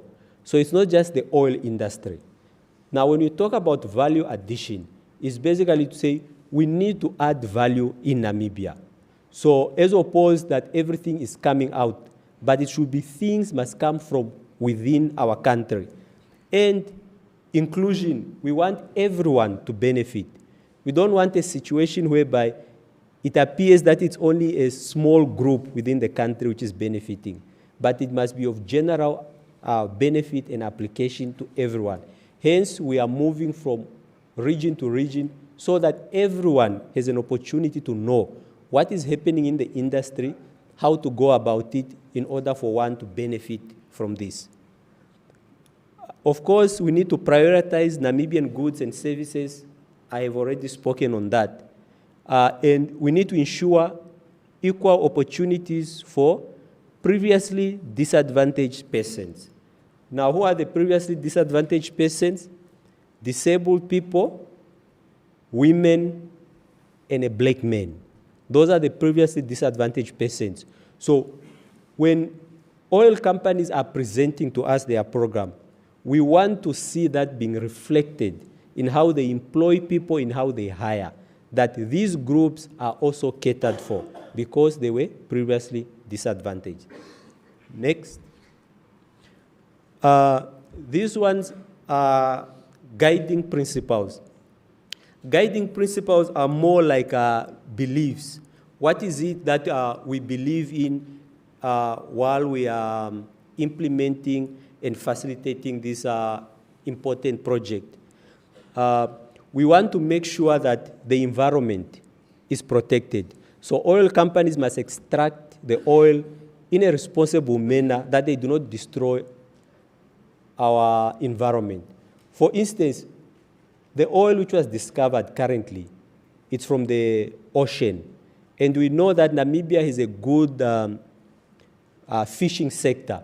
We don't want a situation whereby we destroy the fishing sector for the purposes of getting something from the oil industry. So we need to ensure that there are measures in place to make sure that that sector is not destroyed. And I'll give an example. That's where we don't want a situation whereby I start a company which produces pipes, but the pipes I'm producing, just because I'm a Namibian, I must supply an oil company pipes which are not of standard. No, the pipes have to be of standard, that they do not leak and so forth. Because if we compromise on that, we will destroy our environment. Hence, we also have adherence to international best practices. So that is to say, Namibians, you qualify, you will be prioritized, but you need to make sure that your product, your services are also up to standard. Let me give an indication. If, in terms of money or what oil companies pay for, there's another element. Okay, okay, I'm not seeing it here, but that is to say, the oil companies have to be competitive. So if to provide a certain service, for argument's sake, it costs 100,000 Namibian dollars, but a Namibian comes and says, I'm charging $1 million for the same service. Now, if we force oil companies for a service of 100,000, just because it's a Namibian, and now Namibian is charging $1 million, you see how we can make the oil companies not to be competitive, which can lead to them not to be profitable, and some of them thinking twice about investing in the country. But if a service internationally or on average costs 100,000, but maybe a Namibian service is off by 20,000, that is justifiable. But if you are so far from it, it becomes difficult. So that is basically to say, as Namibians, you need to understand the industry, you need to understand what is going on so that you can be able to benefit. It's just not automatic. You need to do your part. The government is doing its part, putting measures to help us Namibians to benefit. But we also need to do our part and make sure that we meet the government halfway. Transparency and accountability, very important. When you do not have transparency and accountability, you may potentially invite corruption. So we need to make sure that we have, what we do is transparent. People must know how did we arrive at this and so forth. So all of this and partnership between government and the industry. Government needs the industry needs government. So the two have to work in partnership. So all of these are guiding principles that government uses to ensure that the industry is well looked after and the industry is able to grow. Policy objectives. Policy objectives is basically where we are talking about what is it that we want to achieve. The first one, we are saying establish regulatory institutional framework, local content, which is what we are doing here. We want to come up with a document which will basically regulate or govern local content. So that is one objective. We need to, another objective is to prioritize local goods and services. We want to ensure that goods and services which are from Namibia get first priority. If they are here, you must use them. As an oil company, you are not allowed to go outsource for something which is within Namibia. Maximize training, upskilling of skills and employment. Government has an obligation to make sure that Namibians are trained. Hence, we have Petrofund. Petrofund provides scholarship for Namibians to be trained. In this local content policy, we put a requirement on oil companies for each to get a certain number of Namibians so that they can be trained. We don't want a situation whereby you say there are no Namibians. Okay, fine. I mean, there are no Namibians who are skilled in that. Okay, fine, but help the government to have those Namibians. You attach a certain number of Namibians, and you need to outline to us as the regulator, how are you going to train these people? We need to see. And for a period of how long? We need to see that. And the content, how will they be trained? We don't want a situation where you say you train Namibians, but in actual sense, someone who's supposed to be an engineer is merely just sitting and observing. We need to see what they are doing. There will be inspections and so forth. And at the end of that period, we need to know that that Namibian has been trained and now they are capable to do that particular task, which you were saying there were no Namibians in the first place. This one is supply chain localization and bundling of contracts. Some companies, what they can do is this. I mentioned earlier to say companies are allowed to outsource where there are no Namibians. So let me give you an example. A company might come and say, there is no Namibian company that can provide servicing of a rig. It's a very complicated assignment. Say, okay, fine, there's no Namibian company which can do that. Now, when an oil company enters into a contract with a person to provide those services, we will look at that contract. We don't want a situation whereby in that contract, as an oil company, you start putting things which Namibians can do. So when you look at the contract, it says servicing of rigs. But when you dive deep in it, you might find that maybe there's also cleaning services or supplying of food. Surely Namibians can do that. So once we find that you are including things which Namibians can do, we will require you to remove those. If you don't remove those, we will not approve your plans, your work program, and so forth. And that's where we will get you. So there is an incentive for oil companies to adhere to what government is trying to achieve. We also want to encourage research and development. There need to be research to be done to see whereby Namibian, as a government, can improve in terms of this policy, or where do we need skills and so forth. Facilitate technology and transfer. That is to say, the Namibians who have to work with oil companies so they can learn what do these oil companies do, so they can know how to use the equipment, what type of equipment, and so forth, so that they can be capacitated. To enable Namibian participation and financing, we will look at measures to see how can Namibians be assisted to access financing, because you can't just start most of these things without financing. You need financing. Foster collaboration, international and local, and mandate localization of procurement. Again, to just say, use what is in Namibia, do not go out. Next.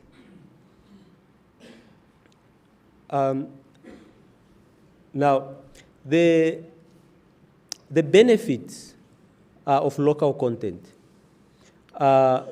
It will create jobs. Because we will not force, it's a strong word, we will require oil companies to hire from Namibia. Skill development and transfer. I have already explained on that to say we will encourage them to partner with Namibians. SME growth, because now they will have opportunities, whether in services or in goods.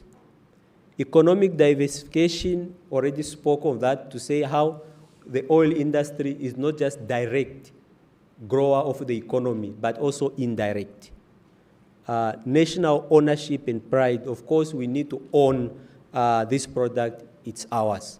But currently, we acknowledge that there are gaps. And we have this policy to close those gaps. We have people, we have skills which are not available in Namibia, and government has program in place to train people and so forth. And this can bring increased costs for the investor. As I indicated, because if we are requiring an oil company to say, get Namibians, train them. That is a cost on investor. So we appreciate there will be that cost, but it's a necessary cost, or else we will never have Namibians who are skilled in that. But we just have to balance it that it's not too unreasonable. It has to be manageable and it has to be justifiable. Risk of fronting and corruption. This one, fronting, we don't want a situation whereby oil company, because we are saying are hire Namibians, and then an oil company just hire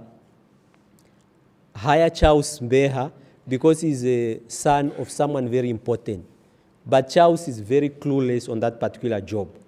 We need to make sure that the Namibians who are hired, they have the skills, qualifications, and so forth. So it's not just a situation of just throwing someone there just because they are Namibian. And then you disadvantage people who actually have actual skills and they are Namibians. So those are some of the things which are potentially can come through local content if it is not properly managed. And we have provisions in the local content to make sure how to deal with those and so forth. The next one, okay, we can go to the next one. These are some of the key institutions within the oil and gas sector. The first one there is the Upstream Petroleum Unit, which is currently now, it used to be a department under the Ministry of Industries, Mines and Energy, but it has been now transferred to the Office of the President because Her Excellency, she feels that it's a very important sector and she wants to properly supervise it under her office. Hence, it was moved. So currently, Upstream Petroleum Unit is under the Office of the President. NAMCO, it was already presented that this is a company which, it's a commercial company which participates in the industry on behalf of government, whereby each and every license holder, NAMCO has a minimum of 10% stake in it. So that's how government is participating through NAMCO. Petrofund, they are responsible for training to make sure that Namibians are trained in this particular sector. So Namibians are encouraged to continually look at what opportunities are there with Petrofund on their website, and then one capacitates themselves, you learn more about the industry. Operator, very important. This is the person who holds the license, who's going to, they search for the oil. Once they find it, they develop. So they are also very important stakeholder in this industry. Next. Yes. Coming to the conclusion of this presentation. Currently, this policy is still in its draft format. So we are allowed to still work on it, to still improve on it. So for those who have inputs, it will be appreciated. For those who do not have inputs at this particular moment, it's still encouraged if those inputs can still come at least within a week so that we finalize this. Because the longer we delay this, the longer we delay the Namibians from benefiting from this policy. So we need to finalize this policy so that Namibians can benefit. But it's important also to appreciate that after this policy comes into effect, it can still be changed later on, but we need to start somewhere. It's impossible to start something which is perfect. Everything is not perfect. That's why you are allowed to continually change it. And us as the regulator, we will, after it comes into effect, we will always come back and see where we can still improve on it and so forth. So now, the way forward, after we are done with this, with all the regional consultation, we will take all the inputs, we consolidate, and then we see how best to improve this document. Of course, maybe if there's an input which cannot be put in the document, when it goes to validation, we will justify why that cannot be done. Because someone might mention something, but in terms of the Namibian laws, it's not allowed. We will justify to say this particular input we cannot, because in terms of this law, we are prohibited. But whereby we are not prohibited and it's beneficial to the Namibians, we will insert that and amend accordingly. So once we are done with that, we'll do validation. After validation is done, we will hand over to the National Planning Commission. They will do the final aspects of it. Once it is endorsed, it will come into effect, and us as the regulator, we will then start requiring oil companies to adhere to this policy. With that, thank you for listening.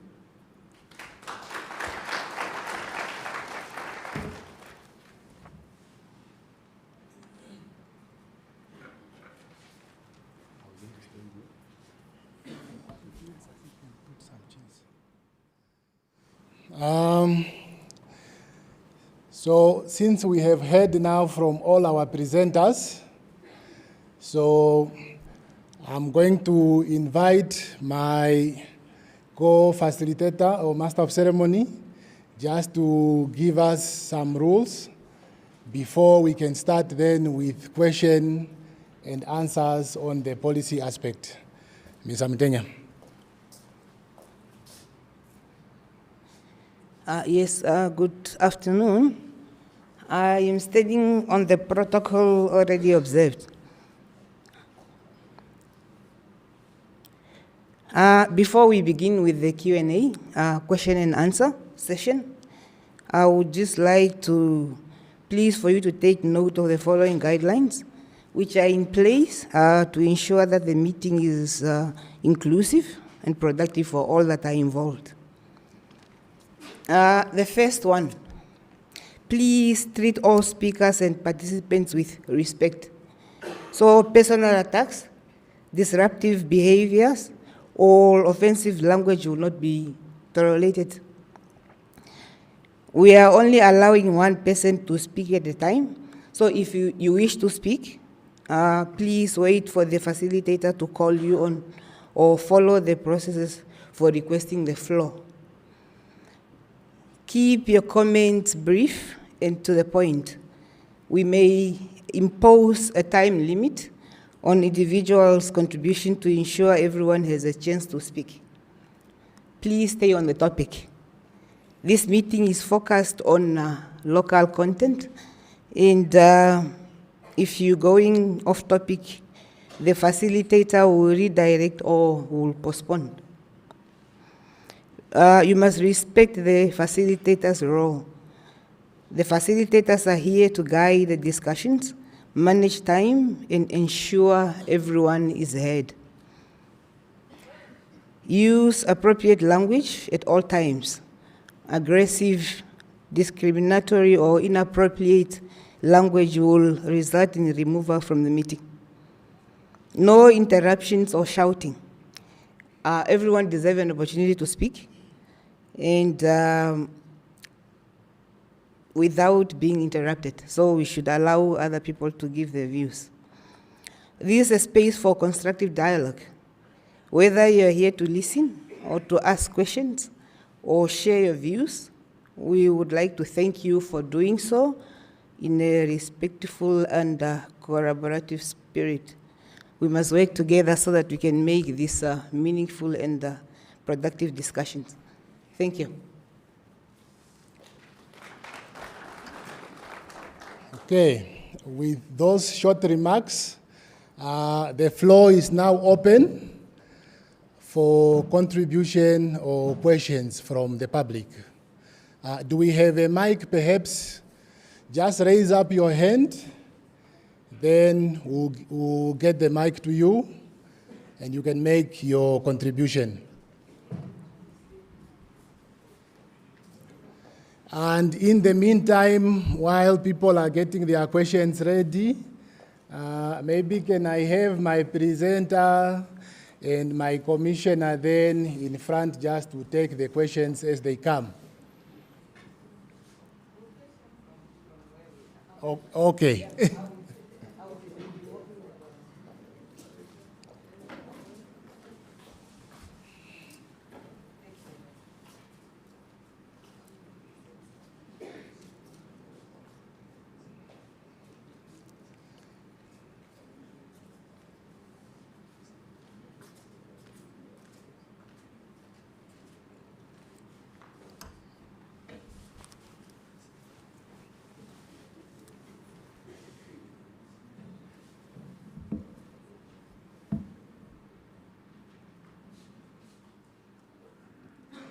Moraukeni, good morning, afternoon. Yeah, my name is Miss Helena Nekome Mandevu.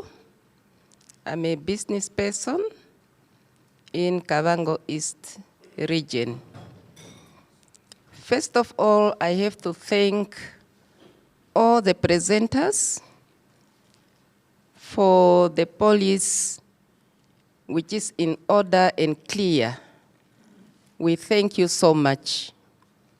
So my input and my question is very short. I just want to know, in the kitchen and the refine, it will be in each of the regions, or it will be in one region? And how will all Namibians be in that kitchen or in the refine to participate? And my input on the policy and objectives, it's really a good thing for our government to decide to link our Namibian people to learn from the contractors who have been given the upstream. As gas and oil, it's a new thing in our government or in our country. All of us, from us elderly and our youth, we need to learn. Last, it will be a good thing, as the objective have clear said, to link our Namibians to learn and to know the skills and knowledge. If they can also come up with a funding, this petroleum fund, I don't know what is the capped amount, to fund our Namibians, for them also, for us to own those machineries, the trucks, and supply to the upstream. I think that will help us a lot, for us also to own assets as Namibians. I thank you.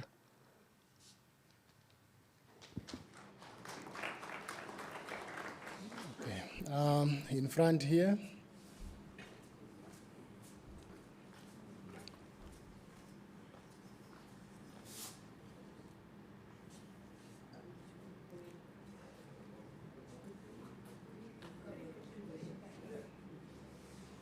Yeah, as just the high table have indicated, let's take at least 3 questions before we get answers.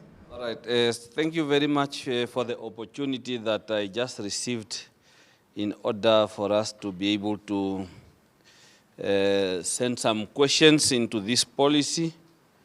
We wanted to find out in this policy the issue of producing the oil until to the final product that we are fueling in our car.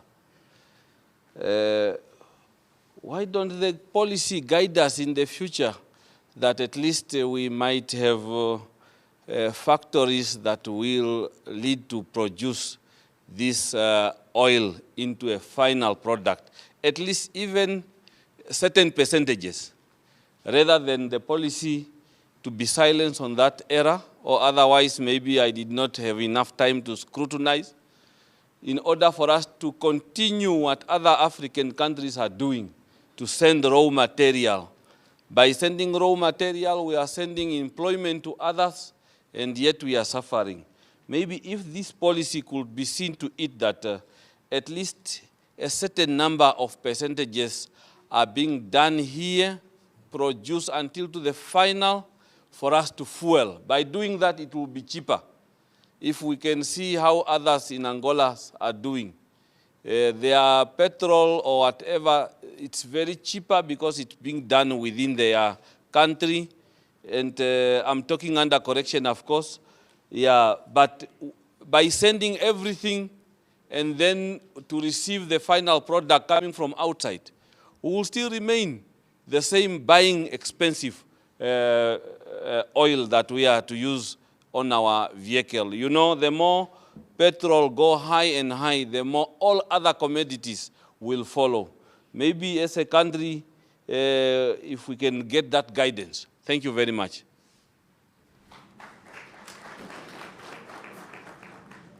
We can take one more question.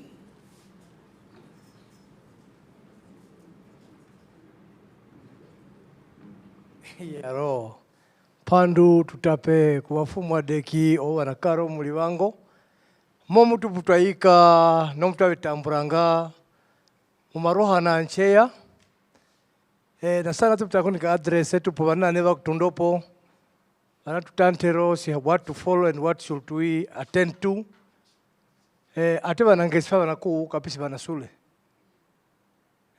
mokora mkutu tulirapo imo kusala simbi kusala kuamba nimbe kom tutantres ne mumuya tu intimidator nokuya tu tanteras musapita kana ino lendi kapito yako tu bamwe atiko sana nga kuya kubihamba hivi na karo si vikare open kutunda kwa na uyoma dogoroko mkuru katara kuyuva meeting yo kumtantera no bagawa na benu no bakansela benu simbyo muruwana nevi kapia karangolikaya no consultative meeting biyende kudona kuwa kubitambura open mo bidona open moyo biwa so mbyo bihoroko bino kwato ku intimidating abantu pano kuna ya kubantu kare norwede no bantu.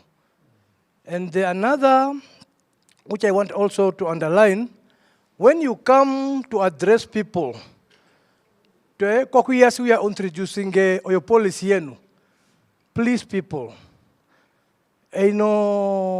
kari to ino makari ta idona unene. Every time without no way, policy ntanta kuya imona imo kuya changa ndi moksana kuyenda sine inatundo kumantu wenu oko kubakurona kwa kuya address amantu karese tutokore ndi turemu input. Viningi yobi wa sinakara mdraft ndi weni hard copy to menu iyende na pili kwa governor. Governor distribute yo sumbapira tuskengure no kustadinga singenga bayamba bantu. Kapisi mangonje tu mokpongeka tu pusi ayembe mosana kwamba kapisi na wangulika ya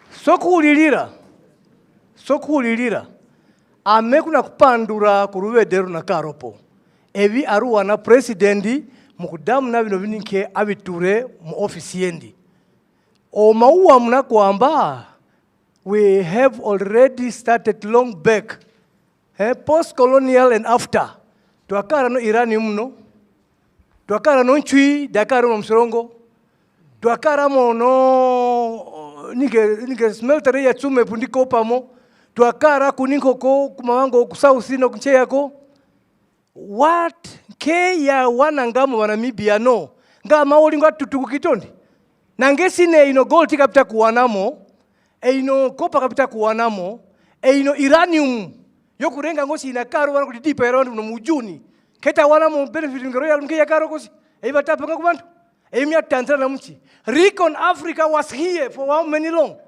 What benefit yayo mukachi kubantu regional local ndina mpili kuba hompa vikira yokosi kumborora makwina kapisi njoro royalty makwambasi twakamborora abantu tunatapa mema no Mr. Mbundu kuna kwambasi after he met the ambassador in Russia for his study. So evitu asana twe continuity. Vanga pingo lio vaende ko momo na karambundu si mbenkwa mako wanatiko kutakte ndi kusewe ntandi kuderta. Panchendi. One example we have to learn from when the Sirongo Manguruka, late President Dr. Semna Uyoma, he participated and sent people abroad. Today, you can look at them. They became a medical doctor. At state, be it at the private practitioner. They are very qualified specialists. So if we could really,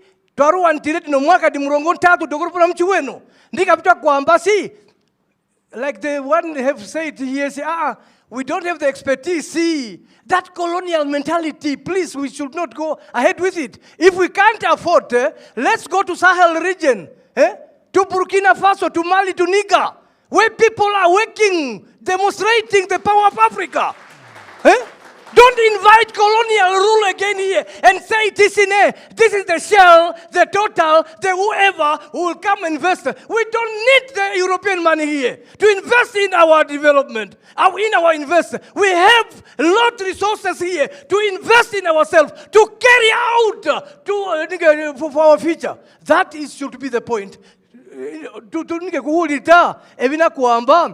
Kumanguruka kapigula kutadasi kumanguruka si kumanguruka tumakura sine marembe no kumanguruka economically na ngesi ne freedom your participation natu tuhameneke kutokusala kuhamena tani tukahamba sili manguruko evita kuambenu pano please I beg you can we change this conversation to something better on where we can look up to the youth tukakiengesi na youth si mboreka kwa moko the investor who will invest here except in Dongo.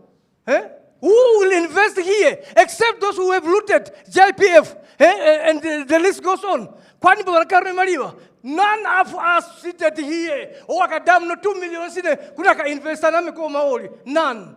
Please, I beg you by people. We suffered, enough is enough. Let's change our attitude. You made your point.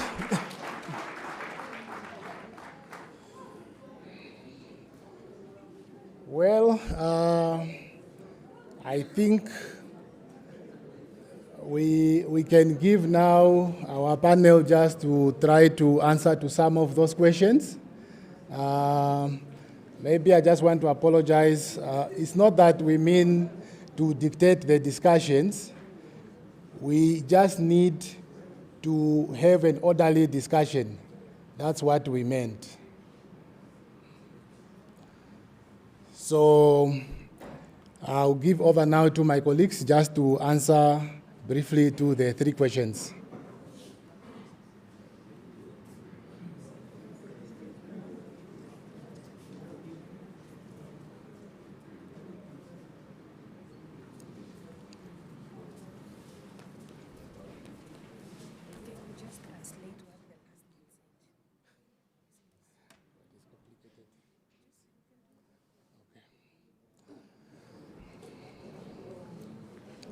Yeah, I will attempt briefly.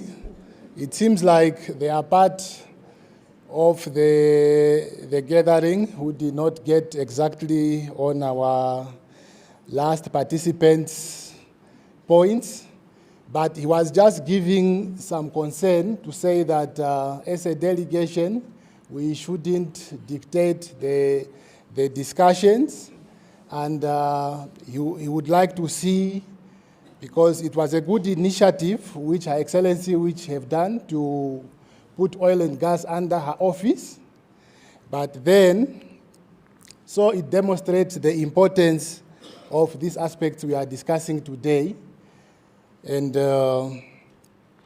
would like to see then, as we are coming to discuss with the people, he wanted us to have some sort of hard copies, but on that one, not as to give the answer, but as we are moving on with digital time, some of these copies at the end of the day will put a link, will also provide that link and some copies probably to the governor's office, where those who are interested, who would like to get the hard copy, they can access such documents. I hope I try to capture what the gentleman was trying to say. Okay. Yeah, now we can give the floor just to give feedback on the first question which was raised.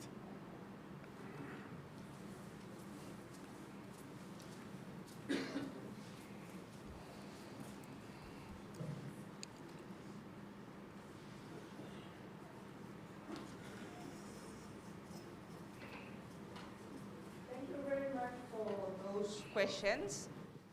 I see we have so much energy in the room, and it's great to see that in the first round that we are already having.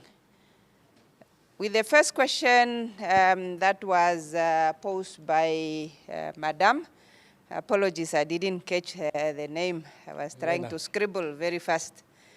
Miss Elena. Miss Elena, okay. Thank you. And the fact that it's coming from the business community, the entrepreneurs, means that it's focused. And that's exactly what we are looking for, input into the policy so that it can be able to help the business community in making sure that they participate in the industry. The first question that was asked was with regard to the, her reference was to when the oil is in the kitchen, when the oil is getting refined, how are we going to make the distribution or the participation?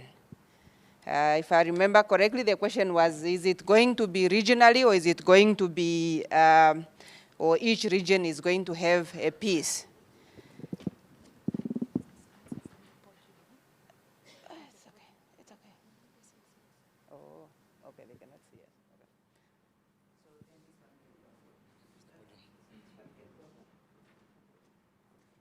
So I just wanted to emphasize that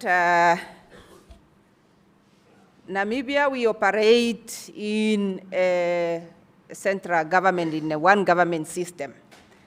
And with that, there is no specific allocation per region to say that this is for a region. Even if the activity is happening within a certain region, the industry will be operated and will be managed from a point of inclusivity to say that every opportunity that is available for that particular operation or in that particular project is availed to all Namibians. It's not going to be distributed that there's going to be quotas per region. It is going to be managed centrally. Now, with that being said, the oil industry and opportunities, when they come through what is called a bidding process. If a company has a license and they need to find somebody who is going to, for example, provide them with a service of catering, they will do a bid. And with that bid, they will then select which company will be able to provide the most efficient service to them. And usually the element of logistics will come at play to say that if you source a caterer from Rundu to give you that service at Kavango West 1X well, it's much cheaper than to source a caterer from Oraniamond, because they still need logistics to move their equipment, and also the efficient part will come in and make the selection to say that within the community where the operation is, preference will be given because of the element of efficiency that comes from sourcing within, and also that you are growing the business from within the community that you are, but in general, the industry is open for all. Also, most of our activities are also like the production, the exploration and the production will happen offshore in the ocean. There is no region there. So it's open for all Namibians to be able to bid and be able to provide that service. A second question that was asked was for us to be able to ensure that Namibians have learned and Namibians have been trained, and also that they are linked to the financing. Within our policy, we have Objective 7 of our policy. The Objective 7 of our policy states that is designed in such a way that we are aware that the oil industry is a very capital-intensive industry. Even just to provide basic services, these services are usually intensive in terms of capital requirement.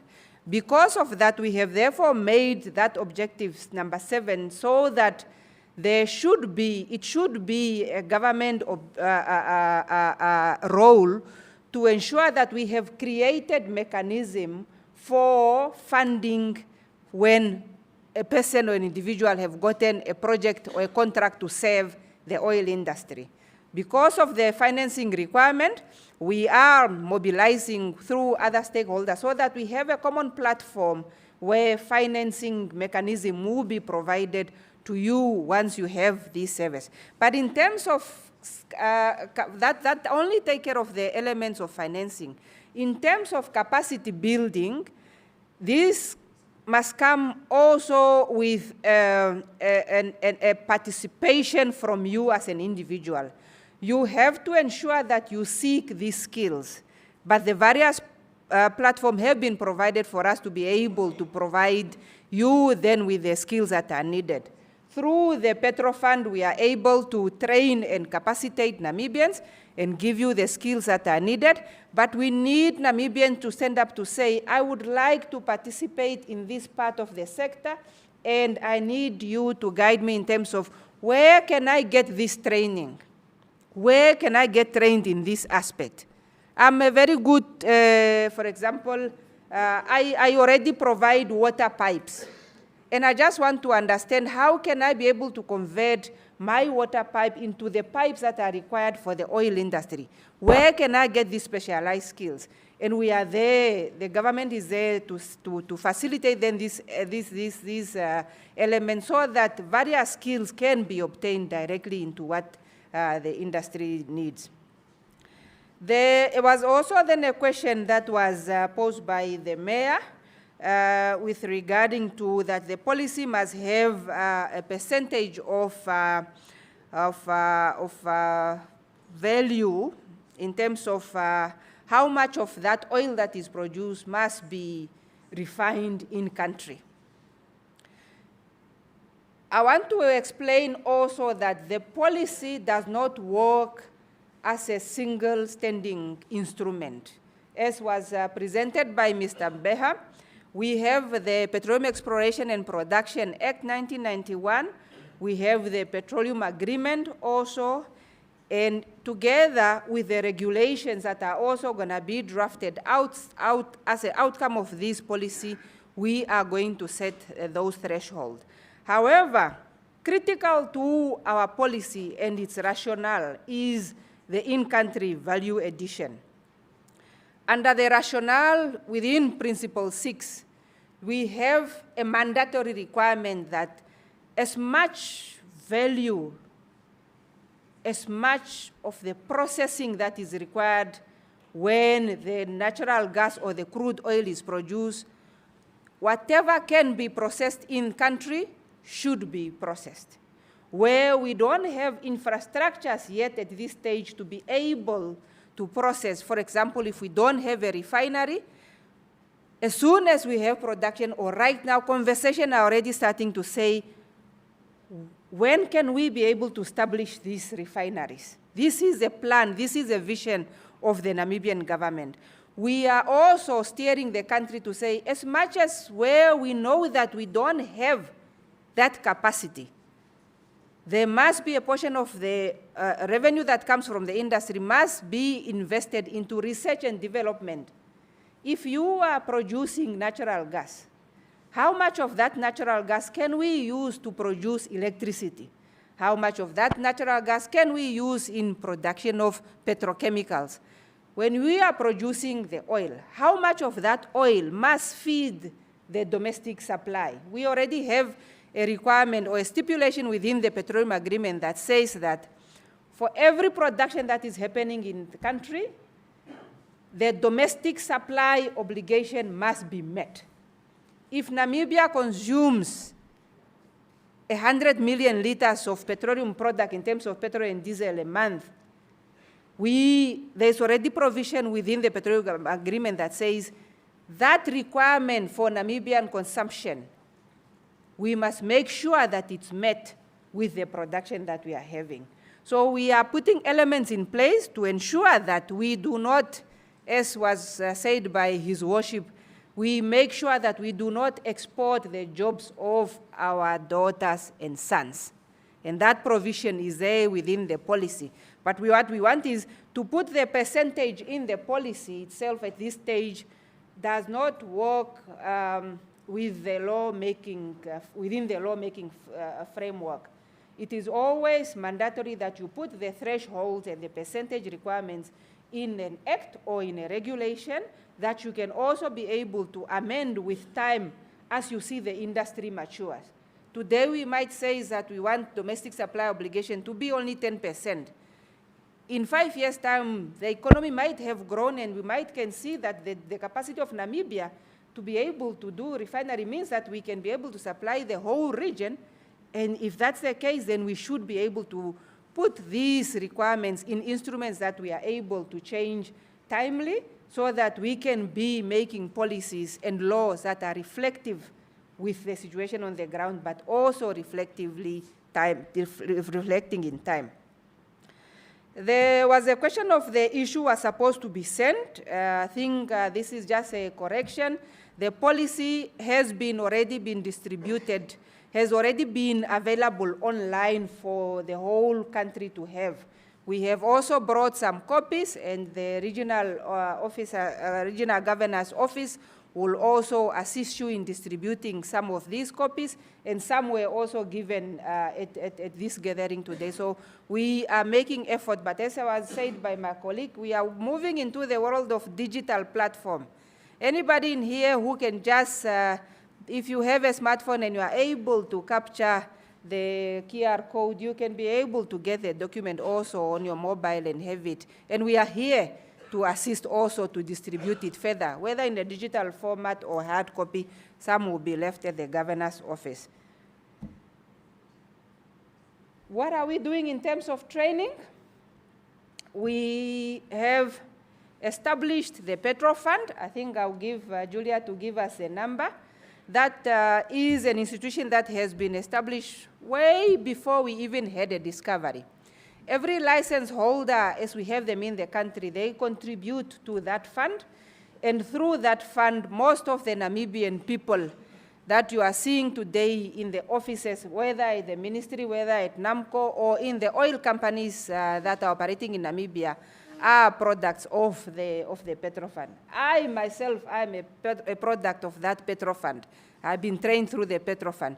And I think now and then we are in the region with the Petro Fund advertising for scholarship and providing opportunities for the young Namibian people to go study everywhere where we know that this training is being offered.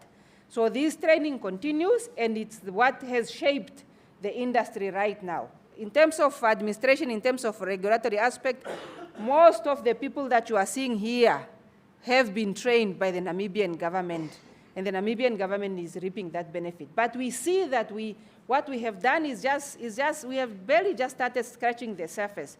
Now, through the Petro Fund, we have even gone far to make sure that we train even technicians. We are giving Namibian vocational skills so that they can be able to be the fitters and the turners of these rigs when they are operating. So we are advancing our training needs depending on how the industry is maturing, and the number of trainees that have come out of the Petro Fund is very big. Julia, you want to give that number? Or you can give a bit later, but we are training almost in every aspect of the industry. There is funds that has been made available for training. I think that goes with the first set.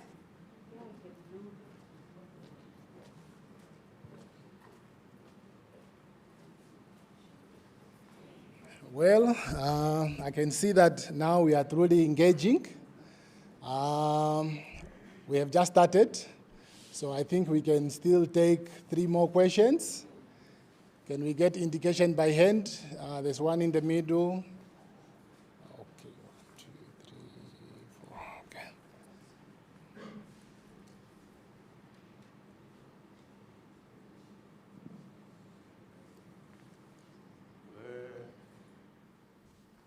Morokeni, Pandu Korufo, Mgende Silika, Puro di itura po yangena harak tura po supitup. Asi itom tu gusire po, kapinom zuvana wakweto sewakuru pe. Einatu vura kutompora nditu pure mapurom. Esali mbipo. Nganoka tuzuvire monzigo. Asi onga wizako sigongi. Tuduo kuyungera karieli liakara mo. Makuro kukwa wizako nye. Nosetwa diraku lironga. Nyeka tuzuvire meraka leto asigongi taskakara. Monzugwezi tasiakara naina. Yotoa hugu arose no sengatia izuba. Nye apana akara meni murongi. Urongi wage kwa umene simpye manguru kono mvura no murongo mbali ntatu da upuko. Nyapangeshe le yake liwa uyunga kali wizirenkera. Amenare naza mpensiuna. Mokwama na inye iwa atumburomu. Kabinani ibura. Na hugu harakapisi nyamerike. No wakwe tuwa mewa wizamos gonjomu. Kapewa kwa manawa nawa. Tani hundire. Kwa wagende siwetu. Ndiwa sesu awataktu wakuro na wetu watugendesa. Wataliasi. Rudirwa wo. Tarukwama oyo iningendi. Inke po adiri kara mtoroki. Inawapa paka fatura gwina kanunu. Na tueto aizu virire. Omture batoroki moirongo yapira ninke. Yadira kara mokachiko mokoru ingirisa. Ipo nose tuzuveko oseto awiza. Wakurupe ndi worie ndi wanona avadiri kasimpe kera kaliokupia. Gusire nipo kabina tumpa inawana wa mwatumbura. Ya wetu amzubu tati. Pandu. Itombuti zange. Here in front by Pastor Margaret.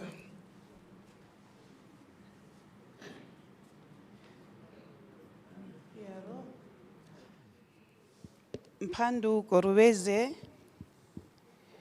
ame kwa kupandura kwa genda wawiza vaya tupekwe yokuhamena udiwi wokuhamena petrol no gas mora kwa kumoneka sinomvura da piti mara tatu pandura presidenti kwetu na nene tumbo ndaitwa mokokera kampani zo petrol no gas mombere wazao ipasho senatu wenye tuka benefitem. Epuro liange kwa kara tupasi penaba uyungo tate mbundu yokuhamena kono organization dina edidakara no shareholder ndinga nani tanta kumwene pangero ngwendi Shell Namcol nonon kwa ungoso kwa kumoneka sinombunga dononzi dina monomvura nye dino mrongo ntatu ambisi 35 ne ya no mrongo ntatu na ntano se tutana ngwe mo region zetu za Kavango kapitwa gwana maunene no benefit nana ne twakumona si itaura yetu nsenyo za mawiza getu oze unene po mawiza mwakututaura mtwe kono farama nyose twakere no dina no shareholder dina ngadisi mimaoli ngadirugana ininke na inyoyo mara kwato fruits twagwana ko ndi pies twagwana kwa si iyonatu ya dimbura ndio twamonamo pilimo mwasi vatuma vanawe tuo vanze kono college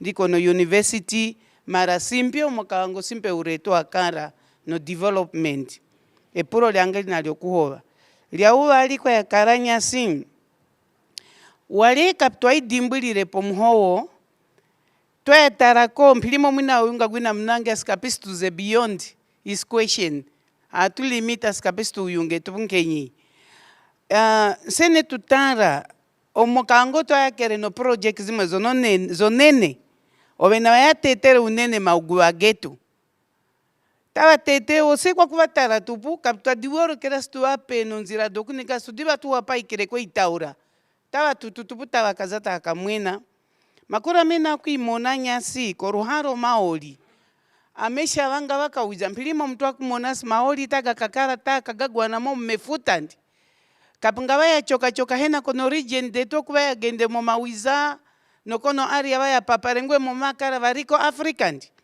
makura meyo nakupura mesi seni abantu tavakawiza ovakia papara maholi okono region awe vakwetu tudere ninye ntudipo mo vatutulire mo itaura taninga vakapita mono mkunda detu okondiko no farama detu vakapapare maholi moratu wa mono asi ureto akara development zetu kapza kugenda mo region ininke vaitutumbwidira mara kwa kuliwora ya kuliwora ipasho zo company tunaditambura va investor vakuiza musirongo twavatambura tene sili tutaro mtomonas village people came vatundu kono mkunda mora gavana gwetu kwa kuruga no mkauyungireko radio kaikere powerful tomonas vantu navenye kono village vaduka vawiza eitwa kundindira si vantu vanafunzara twaharezi ezininke ezi project ezokuwomena gas and oil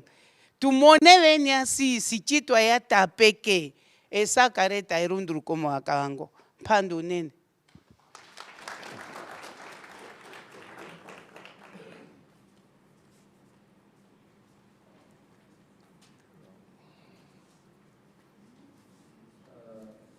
Afternoon. Allow me to start by first acknowledging the presence of the protocol. Allow me to start by first acknowledging the protocol observed according to their seniorities. So my question comes in after hearing the whole presentation given. So as a youth, I want to find out how the government or the policy drafted is going to address these following. The first one is, how are they going to distribute the resources or how are they going to solve the problem to the beneficiaries, given that we have different types of beneficiaries here.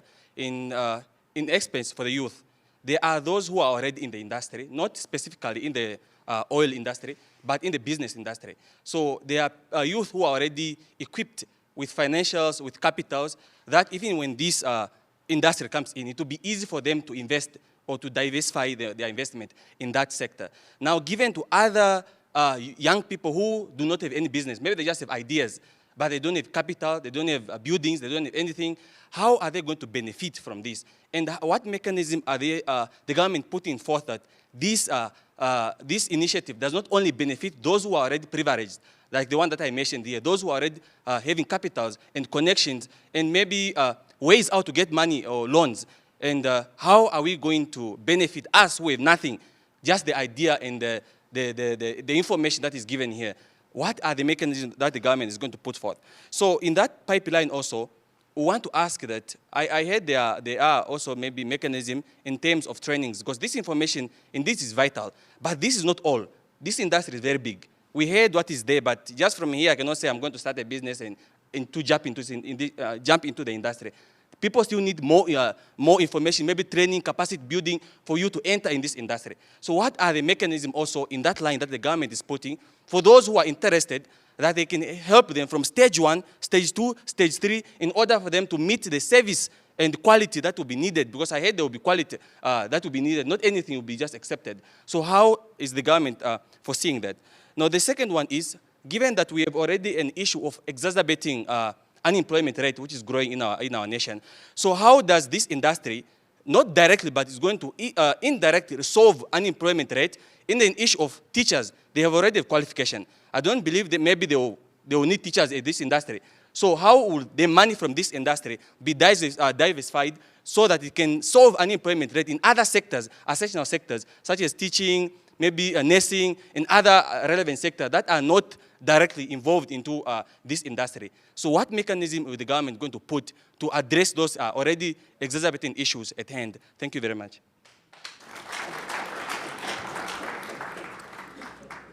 We have had 3 questions. Maybe we can add one more.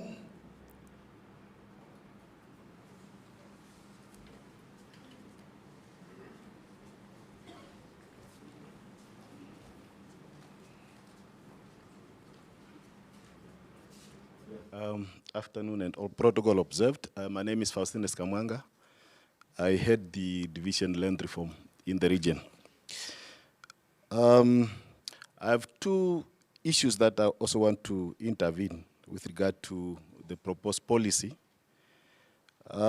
It's just unfortunate that in terms of connecting, I'm finding it difficult because maybe we could have been introduced first to the regulatory framework that regulate the licensing part of these companies that are doing these upstream operations.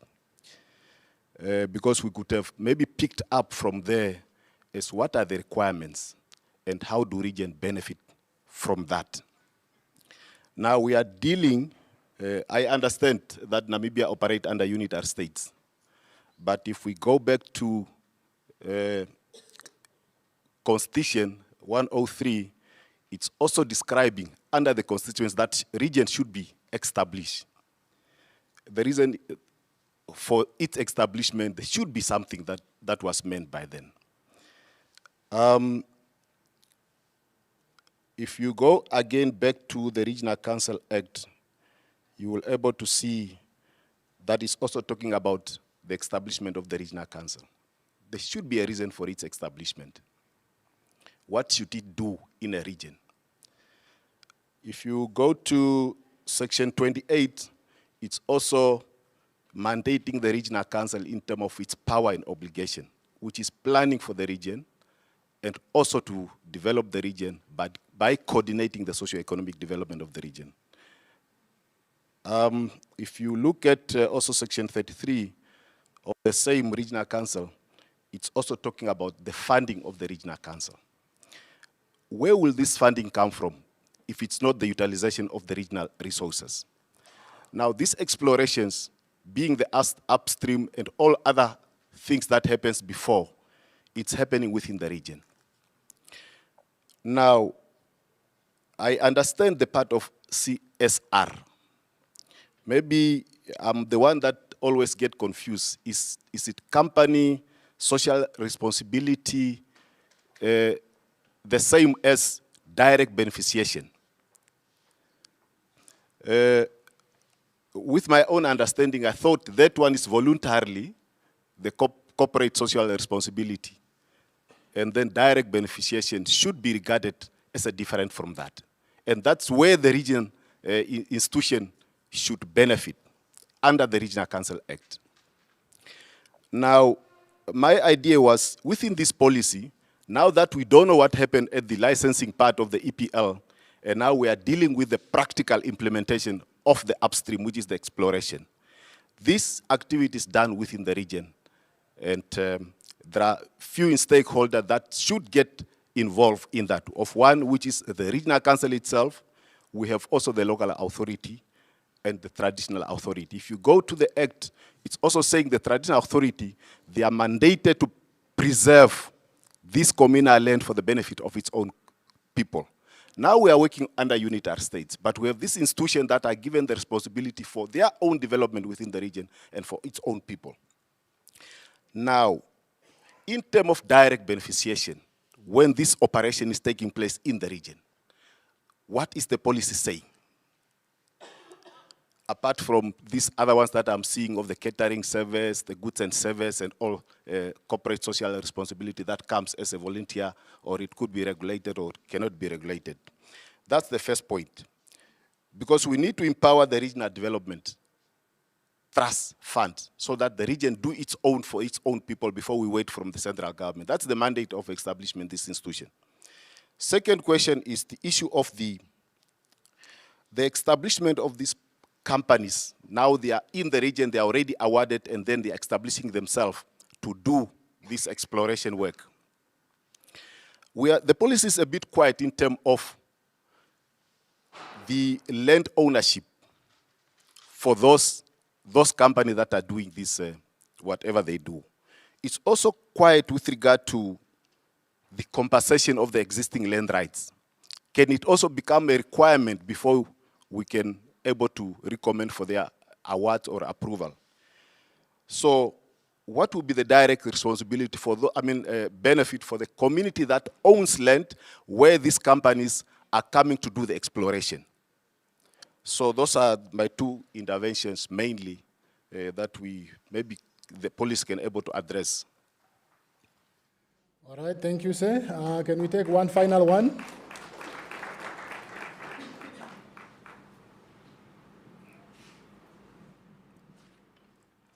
All right, thanks a lot. And I can testify that this was indeed an insightful engagement. So my question is two in one. So I will start with rather a comment or rather an addition and then phrase my question. So the commissioner in her opening speech gave us some really good practicals on the beneficiation of this oil and gas industry by saying that each and every Namibian household should benefit and not only limited to entrepreneurs, youth, through the supply of goods and services.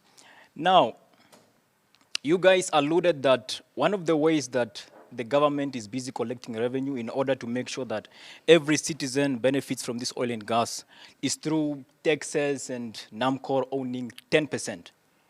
However, according to some reports, many of us may be aware that for the past probably 4 financial years, NAMCOR has been making straight losses without getting anything from the oil and gas. Now, don't you think as technocrats it's much more advisable for you guys to advise maybe policymakers and lawmakers to increase royalties, maybe to say 10% and therefore reduce taxes, instead of the government owning through NAMCOR 10%, whilst not really having the sufficient capital to engage in this sector? Because we know the 10% that NAMCOR owns on behalf of the government is not free carry. At a certain point, the government needs to pay its part, and which may run billions of dollars. So in order for us to benefit each and every one of Namibians in this country, don't you think it's much more advisable for the government to consider increasing royalties, reducing the taxes for these exploration companies, and therefore benefiting every Namibian directly? And I think to now phrase my question, in the past few weeks during the oil and gas summit in Windhoek, there was national debate concerning ownership, which you guys did not really explain much. And the minister alluded to saying during the establishment of many of these oil and gas companies, Namibian companies should own 51%, which was now causing a lot of chaos in the country. I would like you guys to now clarify and tell us what is the stand of you guys as policymakers and technocrats regarding that. As you know, this is a very expensive industry, and it's only a handful of Namibians that have access to billions of dollars to participate directly in this industry. Don't you think it will discourage investors and saying, hey, look, you guys do not have the money, do not have the technical capacity, and yet you are requiring us to give away 51%. So with regard to partnering of locals in this oil and gas industry, what is the specific stipulation and what are the thoughts of you guys in terms of deriving direct revenue? As you guys have said, this is our resource. It belongs to each and every Namibian in terms of benefiting from it. Thank you.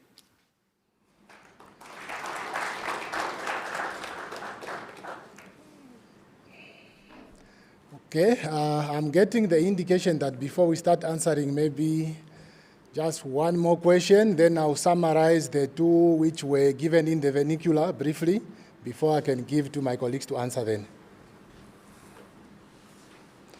So just be brief. Okay, thank you. My name is Franz Kasonda. I'm a person of business interest. I just have a few pointers here just to query. How is the government going to reinvest this wealth with its people? That's one point which I have.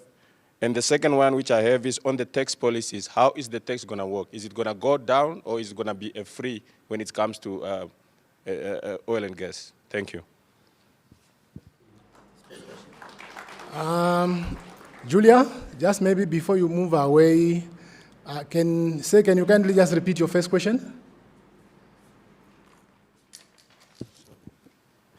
So actually, my first question is, how is the government going to reinvest the wealth to its people? Like, for instance, in Dubai, the people get dividends at the end of the year. So how is the government going to do that? Okay, thank you. I see that we have gotten quite a number of questions. Maybe, do I still need to summarize the first two questions which were given in the local language?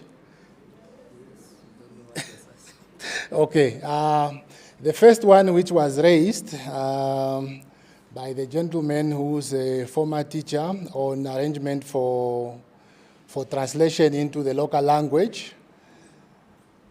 He was making emphasis that in this kind of engagement, there should be arrangement in order to translate also the message into the local language so that the elderly also can understand. And I'll just attempt maybe to answer on that one. Yes, it's maybe an oversight from our side, but we expect that the media and the local radio should be able to translate as part of their coverage of this event. So, okay, kota tebe nakawapura, asi unene ponge mokubatera bantu meraka letu lya nyamwetu. Oina kwakara nyengwendi asi unene po no radio nyeza kukabaringa esi silika setu na buranyo katukwasa kumwene toroko. And the second questions which came from the pastor who appreciate the visit of the delegation, and she has also made emphasis that because of these companies which are exploring, they should also invest on infrastructure to help the local infrastructure in the regions. I think I have captured that correctly, Pastor.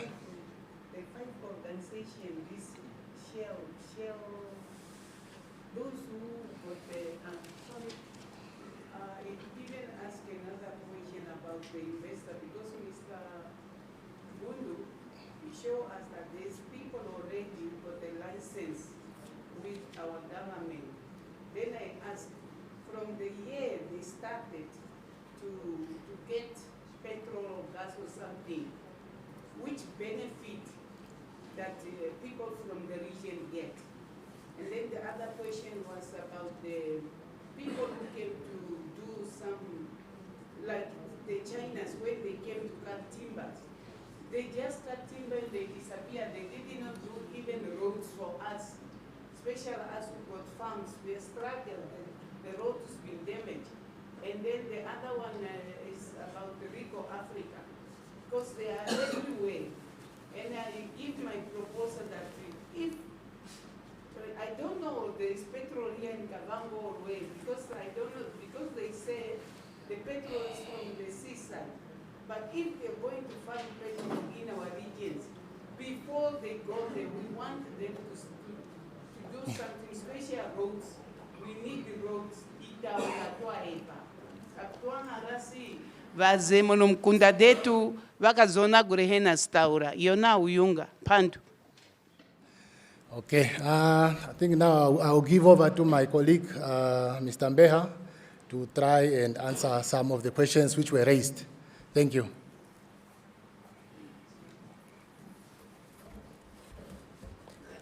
Okay, thank you for the questions. I'll attempt to answer some of the questions.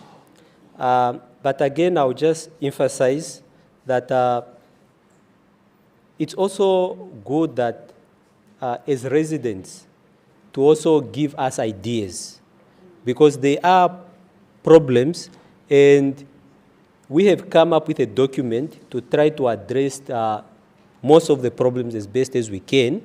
So we get stuck perhaps at a certain point, hence we are coming before the residents to say, this is what we managed to come up with. So if you can help us how can we improve on it? Of course, questions are also good, but ideas are also appreciated, how we can improve this policy. And again, we mentioned that it's not necessarily just today. For those who can still give some inputs, hopefully within a week, it will still be appreciated. The licensing requirements, usually in terms of the law, in order for one to be awarded the license, you fundamentally have to meet two requirements: technical capabilities and financial capabilities. So you cannot just say, I have the money, but you do not have the necessary technical capabilities. So you need to meet both. When you satisfy the regulator that you meet both, then you will be awarded the license. Now, the aspect of where the oil is found, Namibia is blessed with many resources, and they come from different parts of the region. And we need to appreciate that, of course, we are not a federal state. So we have to be a bit careful to say maybe what is found in a certain region must go there. But of course, it's important that as a company, when you are operating in that particular region, there's an aspect of corporate social responsibility. Maybe then it might become an aspect to consider to try to make corporate social responsibility, to make it almost mandatory. That to say in a region you are operating, then this should be mandatory. But when government receives money, money comes to central government. Now, it is the government of the day which will decide how to spend that money. Now, it's difficult for us to say, okay, this is how the money is going to be spent. We have our leaders. Our leaders, once they have that money, we voted them, we trusted them. So we need to allow them to carry out their job. And they will decide how best to use that money which will come from oil and so forth. Of course, when they are distributing that money, they make sure that the whole country benefits and so forth. Now, on the aspect of tax, to say whether tax should be increased or not, again, as technocrats, we can advise on that. But ultimately, it's the leaders who decide whether they want to increase or not to increase. But before such a decision is made, a proper assessment has to be done to say, will increasing tax really achieve that we want to achieve? Because you might increase tax and then the investors pull back. Then you would not have achieved what you wanted to achieve. So a proper assessment has to be done to determine whether tax should be increased or tax should not be increased. Now, again, whether the aspect of 51% and so forth, again, that is a conversation of our leaders to decide. But currently, in the petroleum sector, the tax thresholds are there, and what we have at the moment, currently there's no proposal to increase. Because at times we need to understand that perhaps it's not a question to increase, it's about to be efficient with what you have. And I also indicated earlier that in terms of what government gets, it's not 10% per se. There's tax, and when you add all that, it can easily go to 40 or 50%. So the money is more. And the tax which come from oil, let's say royalties, for one to say increase royalties so NAMCO can be more funded. But the money coming from royalties does not go to NAMCO. It goes to central government. And central government, once they receive all the money, they will decide how to appropriately distribute and where the money should go mostly. And then the aspect of land ownership. In terms of Namibian laws, you cannot just be moved from the area where you are. When a person is on if your land is yours and something is found there, in terms of our laws, you have to be compensated. One cannot just move you. Of course, if someone does that, they are doing that outside the law. And we have measures in place to report this. Police, we have our leaders and so forth to see how to assist. But in terms of our laws, you can't just move someone on a land which they belong. You need to compensate the person accordingly. But of course, again, we need to understand that the oil underground, you can't now say it's yours. No. What you own, it's what you have on top of your land. The oil under belongs to the government. There are other countries where the law is different. If oil is found under, then you are a billionaire. The oil belongs to you. But in terms of the Namibian laws, everything underground belongs to government. I think there are other laws, if I'm not mistaken, in terms of diamond. If it's a diamond, there's something you get. I just forgot the percentage. But all others, it belongs to government. Okay. I'm not sure which one I have not answered. Yes, and also we have the Valvetia fund, whereby money from oil, a certain percentage, it's not currently coming, but to my mind, but there is a certain amount which government, the money that government receives, a certain amount of that will be channeled to the Valvetia fund, whereby government will keep that money to see how it can be used for purposes of going forward. But we need to understand one thing. Of course, as residents, we can ask government what we need, maybe schools, hospitals, and so forth.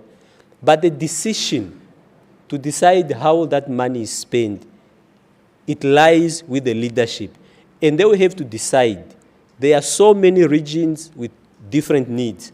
So sometimes you might feel that certain needs are not met, but they need to make a balanced approach to try to benefit as much as possible with everyone. Now, in terms of benefits of work, whether to say that we create almost like a quota system to say each region gets that. Again, in terms of the Namibian system, everyone who qualifies, so it's open. So as a regulator, we will tell the oil company to say, hire Namibians, whether it's employment or whether it's providing goods or services. Now, the Namibians, it doesn't matter whether you are in Zambezi region, you are in Kavango East, or you are someone who's close in Karas. Everyone, you have a fair opportunity, whereby you have to bid and an assessment will be done. And whoever emerges victorious, then you will get that. For us is to make sure that it's transparent, how that process is done, to make sure that everyone who qualifies, the best person who qualifies is the person who got. But we don't want a situation whereby we start saying, okay, maybe 5% this region, 5% that region, and so forth. And if we also have to go that aspect, it will really also create an administrative nightmare. We will now just be focusing on those things as opposed to the overall responsibility of making sure that as a regulator, they are adhering to the laws, they are adhering to the policies, and so forth. But all in all, suggestions on how to go about it are welcome to say, why don't you do this? We will jot that down and see how best we can incorporate it. of course, in discussion with our leaders to give us guidance to say, this point was strong in this region. This is what they need. And then we also seek guidance from them to say, how best can we incorporate this? So all the suggestions, we will take that. But we also encourage to say, please give us recommendations to say, what do you want to see? And then we can try our best to see how best we can accommodate your suggestions. Thank you.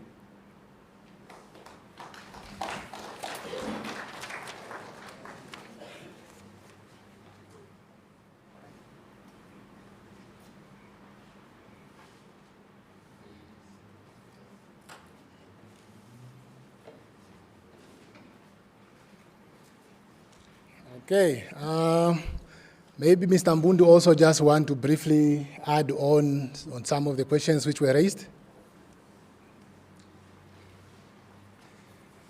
Okay, thank you all once again. So the first one, I will attempt to answer the benefits from the exploration. So during my presentation, I showed the life cycle of petroleum industry. We start with exploration. If we found, we go to appraisal to know how big the quantity of it. If it's fishable, then we go to development. Then from there, we produce hydrocarbon. And again, I've talked about the cost of the well.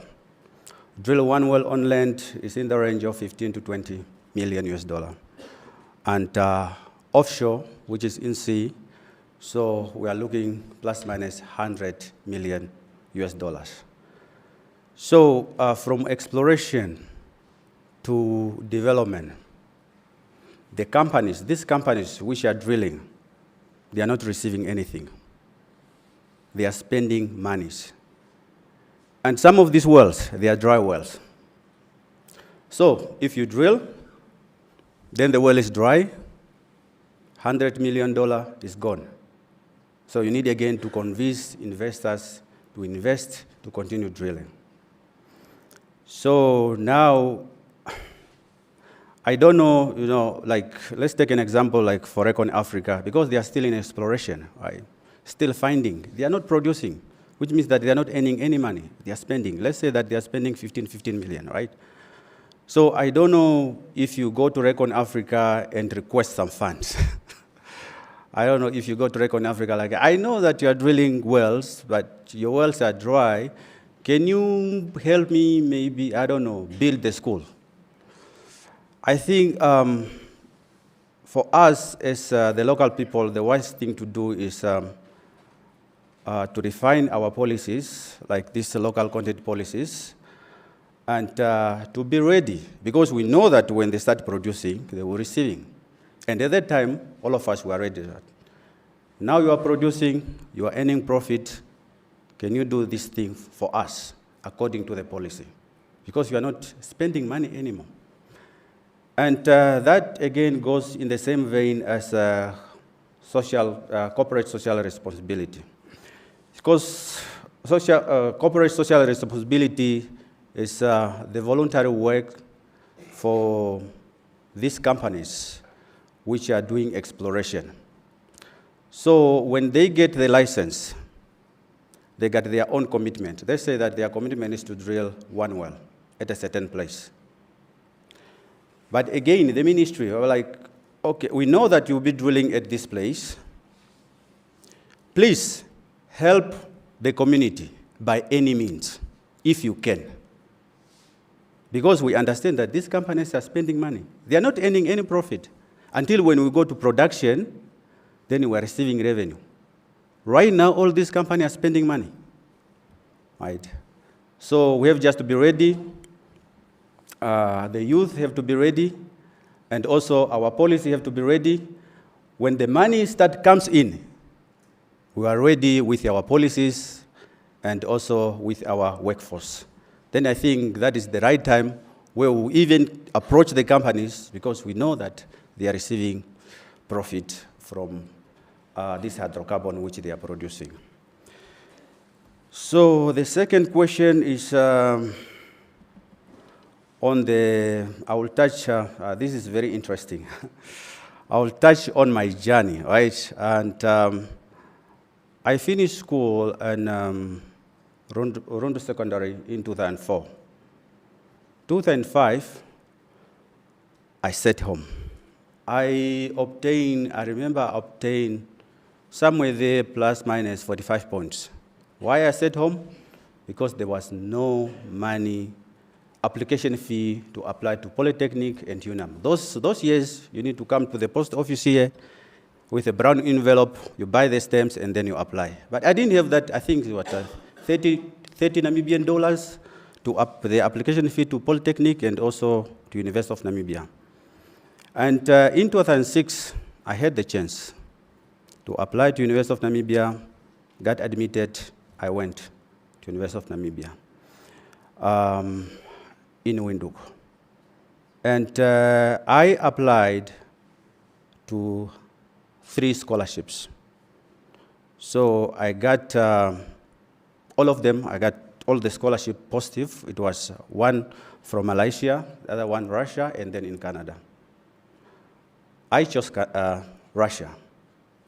And I remember that time, because I didn't know that I was accepted to go to Russia. Coming back, I don't know, that was June or April, meeting Robert Petrus, and that time was coming from our Rundu campus in the street, because I used to live in Kehemu. And he was like, I heard your name on radio, and you are going to Russia. I was like, really? I'm going to Russia? So that same day, I have to book again transport to go back to Windhoek and do all the process with visas and all the stuffs. Fast forward, I'm in Russia with a petroleum engineering. And at that time, we don't used to get this career guidance like now with Petrofund, where they used to go, each and every school. They talked about career guidance. That time we had to freestyle, If you want maybe to be a teacher, you'll just look at the teacher like, I want also to be like that teacher. I want, But I was in Russia, then I found out that in Russia they speak Russian language at the university. So I cannot study in Russian language, it's very difficult. And I remember I was ready to go home. That's how I met Dr. Samuel Mbambo. Dr. Samuel Mbambo was like, do you know how many Namibians are looking for this opportunity? And for you, you get the opportunity, but now because of the language, you want to go home. Think about that. So I decided to try to learn the language. And then I finished my first master's degree, 2012. Came back, I think 2013, I started working at the ministry. And from there, I was part of the Petrofund as career guidance, going from region to regions, telling people or telling kids about what to study, encouraging them, motivating them. And there was even a time we came in Kavango region, Kavango East. It was 1 week with Petrofund. We started at Divundu and we finished at Matumbo Bebe, I think it's combined school. We did 15 schools in 1 week, 5 days. And the Petrofund colleagues were like, are you sure? Are you going to do this? Yeah, let's try.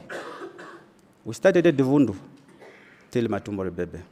So, but now, you see that the opportunity for young ones are open. They are getting the career guidance. It's only, for them the need, to apply because the opportunities are there. Not like in the past. In the past, maybe someone coming from Windhoek will tell you that. Do you know that there's a specialty called civil engineering or mechanical engineering? Because you don't know those things, but you are in grade 12. You never heard about mechanical engineer. You never heard about civil engineer. Until when somebody, but now, career guidance. So I encourage the youth, please, listen to the information. When Petrofund scholarship is out, please, let's do apply. I applied 2016 to get my second master degree with Petro Fund. I was accepted. And just in that vein again, when I was in Russia, I was the first petroleum engineer from Kavango, and I do believe from Namibia. That's why I think Dr. Samuel Mbamba was like, no, you have to try. You have to finish what you came from. So that's my little message to everyone. Thank you very much.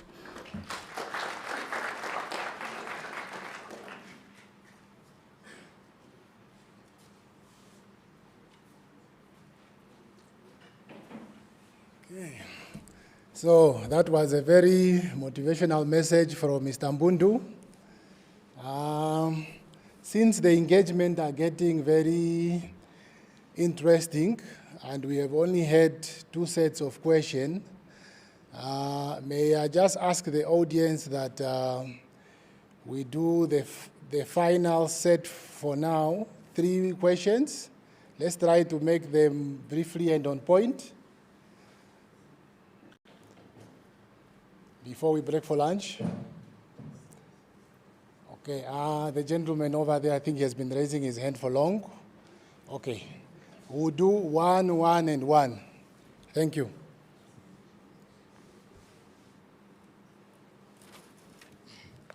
Thank you for the opportunity. My name is Mitch Atuli. I'm actually representing the youth, national spokesperson for the National African Students Association. So with that being said, I would actually like to ask a few points on the, number 1 being the number of students or the youth that will qualify to work on this project. To me, this idea or this project or the oil and gas sector, it gives off the same energy as the hydrogen sector. It's a situation whereby they say the nation will get funds, it will get hundreds of millions from foreign investment, but at the end of the day, if you ask the question, if these private companies were to leave the Namibian shores today, what would be left for Namibia? I believe it would be 100% nothing left. Because the investment that they are saying they are getting investment for the country, they are getting this investment to acquire equipment where? Outside the country. They are getting this investment to acquire capital where? Outside the country. They are getting these investments to acquire the necessary employees that are required where? Outside the country still. Yes, at the end of the day, they are saying there are scholarships, they are whatnot. How many people have received the scholarships so far? A few counted number of people. Does that really make a difference? No. So our recommendation would say that instead of bringing in these funds that spike our GDP and then they immediately go down because the money came in and it went out the country, why don't we rather invest those funds that come in to build our own country so that it's also able to be at a capacity where it can produce internally and be able to sustain itself, so that we do not have to hire these services outside. You are saying we are receiving investment, but the money is coming in so that it goes out. Is that really investment, or is it just a channel so that they can just say we gave Namibia money? At the end of the day, the country is left owing debts of things that are intangible. And also on the other part, I'd also like to touch the part of the VTCs and the TVECs. So as a youth institution, we are planning to launch a campaign to make these courses or these VTCs fashionable. Because we also have a tendency where the community believes that VTCs and RVTC education is a second choice if you failed to qualify at UNAM or other institutions. So with that in mind, we'd also like to say that maybe this policy should also come in and say that let's advance or advise the education sector so that they also bring higher level of qualifications, because from the last engagement we had with the other service provider, which was Hyphen for hydrogen, they said no, they would really love to employ the community, but the level or the certificate qualifications they are getting at the VTCs are not sufficient enough for them to be employed on their plants or other stuff. So you'll find with that the highest level you'll find at these VTCs level 5, and then they are saying that we need advanced welding and whatnot. At the end of the day, they would have to hire somebody to come weld on the rigs because of the qualifications that are offered. So maybe as an initiative through this policy, we could also advise the Ministry of Education to implement or add additional courses that are in line with what's currently trending for the country. Thank you.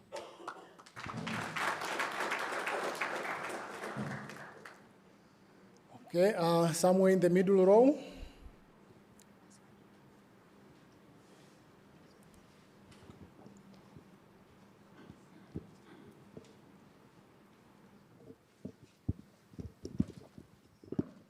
Thank you very much, and very appreciative to the opportunity given. My name's Mukuve Marcellus Mudumbi.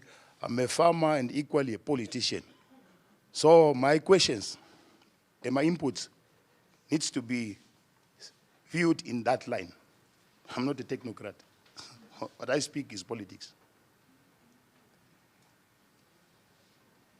Firstly, I've heard the commissioner requiring from a certain lady to clarify probably the number of the beneficiaries of students of Petro Fund, and I would like to hear that. And equally, I wanted the breakdown of beneficiaries per region, because the reason being, in all explanations we have heard of capacity and capabilities. Petro Fund provide money for studies to capacitate people to be able to qualify at the end of the day when we eventually apply. So if Petro Fund has not done enough, I think I would suggest that the board of Petro Fund be reviewed and probably changed. I'm still requiring to hear the question before I judge. But should that be that some regions, which are, because we speak of previously disadvantaged, I believe currently we have currently advantaged regions, like our regions here. It is currently advantaged within the Namibia in these 35 years. So we require deliberate actions to be taken so that we can advantage the regions that are left behind. Secondly, we spoke, it's in connection. We spoke of transparency and accountability. A lot of policies were crafted, things were done, it looked nice and polished. But at the end of the day, some of the regions which are currently disadvantaged did not benefit much. What is in place this time around so that this policy will go on benefiting the whole Namibia and all Namibians as such, which will be different to the other policies that have disadvantaged Namibians like our region. Thank you very much. Okay, there was an indication of a hand here.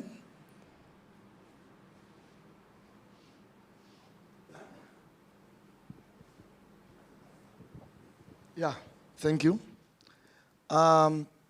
When I listened to the commissioner, I think commissioner have really explained in detail the policy. And the policy is very clear. It's about people who are preparing themselves to get into space of oil and gas. The problem is, if you look at oil and gas in our region, these regions in the north, it's more just a buzzword. We are not participating so much. If you look at in the south, the Luderets, where the whatever is opening up, I think half of the people in Luderets, in Karas, might have heard about oil and gas several times, and they were involved in several times in certain events and meetings. Even if you look at how many in the south, they are currently opening up some new vocational centers that wants to go in directly into oil and gas.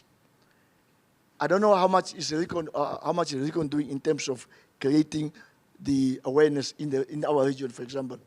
But I think I will also say that, as my colleague just said out, deliberate the minister or the ministry under the commissioner to have a deliberate policy of saying how many people from Zambezi have been taken up to go study for oil and gas. How many people from Kavango East are going to study oil and gas? How many people from Kavango West, Omsati or Hangwena are going to study oil and gas. Because where I'm seeing we're going to, the regions in the north are going to be left behind so much. Because you will hear intentionally on the news, the colleagues in the south are start talking about we must be part of this. If not, without us, nothing will happen in the south. Because they start believing that oil and gas is being found in the south, in Kalas, or in Luderitz, or in Walvisbay, or wherever. And they want to be, and they're right. They have to be part of that development. If you look at the industries like fishing industry, I don't, sorry to become maybe, I don't remember any of the Kavangos who have fishing quotas or have a fishing boat. Okay, maybe it's because they're not moving up. You can talk about a lot of industries where our people are not in. I'm saying, with the oil and gas, unless we have to have the ministry or government must come up with an intentional policy of saying, let's send a number of kids from a region to go and study oil and gas. That will help us. Otherwise, if we don't do that, and I think partly I will blame our leadership in the region, that they do not take up these things seriously of saying, unfortunately the governor is not here, but the mayor is here, we can also share the information, and from the regional councillors. We are not pushing our kids to go to stand up and say, let's go to Petro Fund, and we are demanding from Petro Fund 10 or 20, with this qualification, if the kids have the qualification, with this qualification to go study oil and gas. I think to me, the fear what I'm hearing in this room is that the people in Kavango feels they are left behind of all the developments. That's the key. So they want to see where we say, either through the commissioner or through whoever, can we have a deliberate policy? Because you say it's sometimes in leadership, national or regional, let's be sensitive. When you see all people sitting there is one tribe and they're speaking one tribe and they're all alone go, something is wrong. You must make sure that deliberate is okay. If there are 20, 30 of these people, can we open opportunities for other people also to get into this space? That's why sometimes when people are coming here and they share information, it's like colleagues complain, it's because it's like it's becoming late to us. Do you understand? So I'm saying, in the oil and gas, for us here, it's a buzzword, it's a new word. We just hear it on TV, and on TV it's going over and over and speak about oil and gas, but we are not participating in it. Okay, partly it's also us ourselves of being ignorant. We don't seek for information. So what is there when you don't seek for information? The colleague have applied himself, and he went. And I think that example he gave us a very good example. That, who? Mr. Mbundu gave. It's a good example. And I wish all our kids, even the guys from the university who are sitting here, who knows that the next 5 years they will be on the street. They will be on the street. Can they start applying for oil and gas and get for Petro Fund? Deliberately come into the governor's office and say, Governor, I have this qualification. I know now that I finished my degree as a nurse or a teacher or whatever, I know I'll be on the street. I want to go study further in oil and gas. Those are the charges that we must take. Doesn't? And then what we're saying is, we are talking about goods and service. Now I'm looking at goods and service. How fast, how advanced is this oil and gas happening? Because as I'm saying, as usually a way of saying, it's more in the south than in the north. Is this oil and gas prominent? Now, if I have a guest house here in Rundu, how do I benefit from? How do oil and gas coming in here? If I have a bus here, how will I transport oil and gas if there's nothing happening here? Or should I wait until the oil and gas is in Rundu and then I start opening up? I'm looking at those understanding. But there's one key word that the commissioner used was equitable distribution. When you use the word, when you introduce, you use the word equitable distribution. What does it mean? Equitable distribution is how much are we looking at? How many people from Chumkwe are in the oil and gas? How many people from Opua are in the oil and gas? How many are there? If they're not there, and you speak about these things, it becomes a pipe dream. To some people, it has become a pipe dream. And the colleagues also work in that ministry. How much are you making sure that you come to the regions more and more. Because now you're talking about the policy. But the policy, when I look at the policy, I must tell you, it's a very good policy.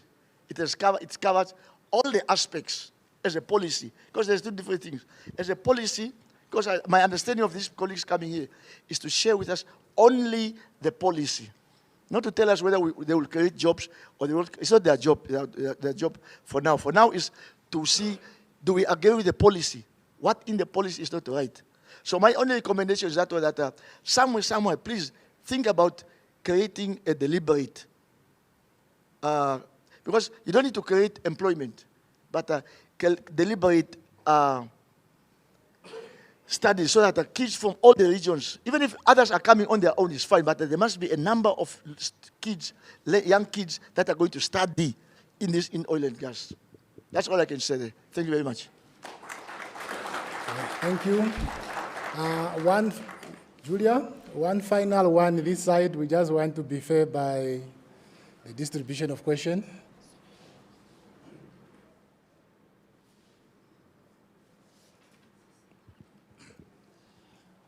Okay. Good afternoon, and thank you very much for the opportunity. My name is Molike Mujela, a youth officer in the Ministry of Education, Directorate of Youth Development. I have one question and a request. I think one of my questions was a bit tackled by the other people who just add their concern. But I just want to re-emphasize it again by knowing, like, for instance, what type of jobs that do we have for the Namibian youth, if we consider the type of qualification that are obtained either at Polytech, UNAM, VTC, so that when we do give information to young people, we can give information aligned to what is expected from this oil and gas. And the other one that I would like to request is on the stimulation of research and development. I think our policy maker should work on the issue of getting to know or the research on the available resources that we have, so that we can figure out either to change the curriculum for the university or VTC, for them to undergo courses before coming up with exploration or projects. Because if you come up with projects and then you start researching on what skill do we need, you find, like, I can give example of Recon Africa. You find, like, when they came, people maybe started doing those studies. After finishing, the company is closed. What did you benefit? So maybe we can just try to do a research based on the available resources that we have in the country. And then advise the university, advise vocational to undergo courses that is aligned to the resources that we have. Thank you.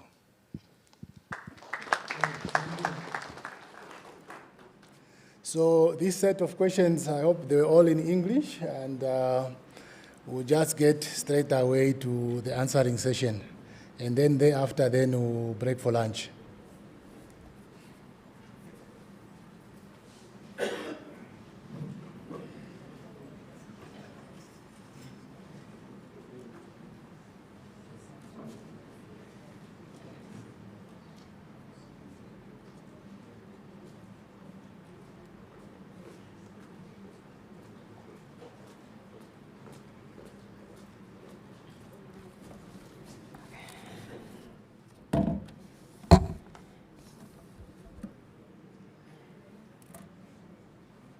There's a number of questions that are coming that are converging at almost the same point,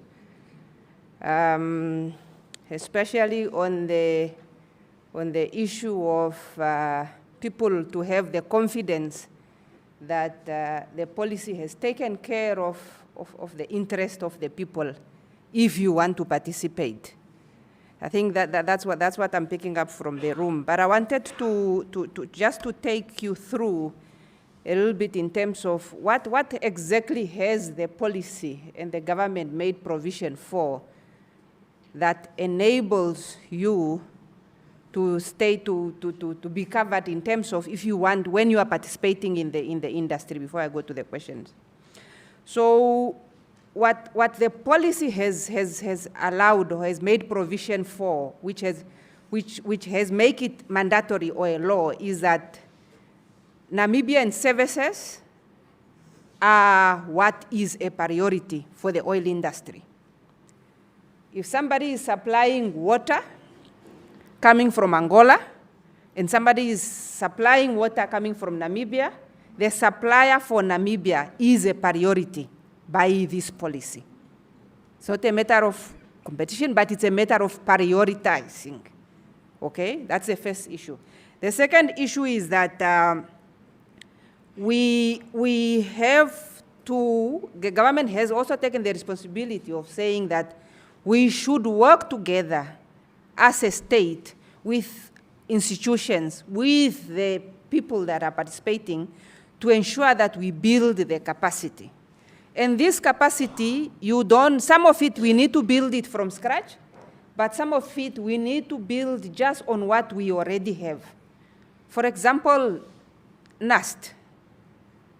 It never had a program in its curriculum, it never had any program that deals with oil and gas. But today, because of the discoveries and how the activity have picked up, you can be able to study petroleum engineering through NAS and other various short courses that they are offering. So it takes a collaborative effort, but these efforts have already been made and they are in place in order for us to build this capacity, because our SMEs, our businesses, need to have this capacity in terms of what exactly is required out of the oil industry. The third issue is that we also have made provision for the policy to state that small and medium enterprises must be assisted and groomed to be able then to provide these services as they are required in the oil industry. They must be helped. And that deliberate effort is stated in this policy, that it must be done. It's a policy, it must be done. We also have made sure that through this policy, we have made sure that the contracts are not just being given to one big company. What do we mean by this? A contract must be unbundled. If a company is given the project by Recon Africa to say, you are going to be my contractor, it's given to Halliburton or it's given to Baker Hughes or SLB, you are going to be my contractor to drill this well, this Kavango West well. That project, that contract that is given to this company must be broken down to say that the person that is going to provide food, that must be a separate contract. If my capacity and my capability is only in providing laundry services, I should be able to tender just for that. I should not be now tied down to the one that is having the whole contract, that even the laundry service is gone to them. So the law, this policy, has made sure that we have unbundled all these contracts so that individual requirements and projects and contracts that are required and tenders that are required should be given individually to company based on their capability. Then we also need, through this policy, what we have seen is that companies have been advertising internationally for work that is to be done in Namibia. Through this policy, we said work that is being done in Namibia, that tender must be visible to the Namibian people. They must know that you require this service. You cannot just advertise internationally. You must also advertise locally for our people to know, so that tomorrow, if they don't have that requirement today, tomorrow they must capacitate themselves to know that, oh, this service is also required in the oil industry. I need to prepare myself. Then when a tender is being evaluated for a drilling campaign, for example, there is weight that is given for projects or suppliers that are giving opportunities to the local suppliers. When we're saying local suppliers, we mean those that are just starting up. They are going to do this for the first time, they must also be given opportunity. Those that are experienced, they have been doing this for the past 10 years, they must equally be given opportunity. But the weighting must be allocated that a company that comes with subcontractors that are meeting the local requirement must be the one that gets the job. And these are the requirements that we have put in there. In addition to that, we have also then facilitated that the procurement practices and standards for the oil industry are different from what you see. If a tender that is just requiring for the service of, looking for a service provider to build a road, for example, is different from a tender requirement for an oil project. For example, to give the supply vessels. So because of this, the policy has also made sure that there must be avenues in Namibia to teach the Namibian people on how do you tender for the oil industry. Because it's something that people have never practiced before. It's something that is new. And because of that, we have put it in the policy that there must be avenues for training, just in tendering and procurement process, in quality assurance. How do I ensure that the service that I'm giving is of the standard of the industry? What is that standard of the industry? We need people to know this. And then finally, we also have provided a mechanism that there must be a joint venture ability. If a company is coming from Malaysia, and they know how to prepare cement that is required to drill this well, they must hold hand with a Namibian company that has never done cementing so that they can learn and be able to see how it's done. Tomorrow, this company will stand on its own and be able to tender this work. So these are the elements that we have put into the policy so that we can then be able to protect and ensure that we don't only mandate the Namibian service providers to participate, but we also make sure that we have given them the capability to be able to participate. With that being said, I think also another common point that is coming through is that when we are building the capacity, especially through the Petro Fund, there is a need for us to ensure that there is regional representation in the scholarships that we are offering. That is a message that we are taking forward so that we can then be able to improve the Petro Fund policy to ensure that there is regional participation. What we do currently through the Petro Fund is that we go regionally to advertise that this year we are looking for scholarships. But when the selection is being done, perhaps we need to be a little bit more deliberate than in the selection to say, you don't just take the top performer in the country. You might as well consider the top performer of the region so that then you can have equitable distribution of participants in the industry. To date, through the Petro Fund, since its inception in 1993, they have trained 432 Namibians specializing in oil and gas. 70 of these 432 people are highly specialized people that we can today consider or regard as the experts. Currently, in 2025, we have 93 Namibians that are out there in the international market studying oil and gas courses because of the Petro Fund training. And we also have 94 Namibians that we have sent out on in-house and attachment training, because it's one thing to train people theoretically in the classroom, but it's another thing to throw them into that environment so that they can see, so that they can do. Then they can come back home and be able to do what they have learned. So this is what we are doing, but the positive message that I'm getting is there must be regional representation in the scholarship that we are offering. In terms of Namibians youth to be employed and their qualification, I think a comment came, it's not even a question, is that it's for us to ensure that we drive the investment to be where we can see the sector needs the most. what I wanted to bring to the attention of the room is that sometimes the comparison between oil and gas and green hydrogen is a little bit too far. We want to see ourselves as being way ahead and more closer to also a realization than what we're seeing. So we have not yet started production. And that's why probably you are seeing that the number of people that have been given employment opportunities, sometimes on project, for example, on Recon Africa, after sometimes there's no activity. That is because it was just exploration, and exploration is high risk. If you have explored and you didn't find anything, it will take time again before there's continuity of activity.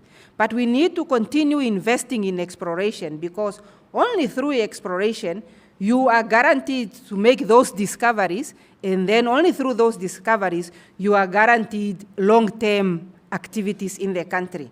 That's why right now, even though we have the discoveries that we have made in the Orange Basin, we are still having licenses that we are managing in other basins, that we are encouraging for investment, that because we want to make sure that the success that we have seen in the Orange Basin should also be replicated in the Lüderitz Basin, in the Valfes Basin, in the Namib, in the Ovambo, in the Kavango, in the Nama.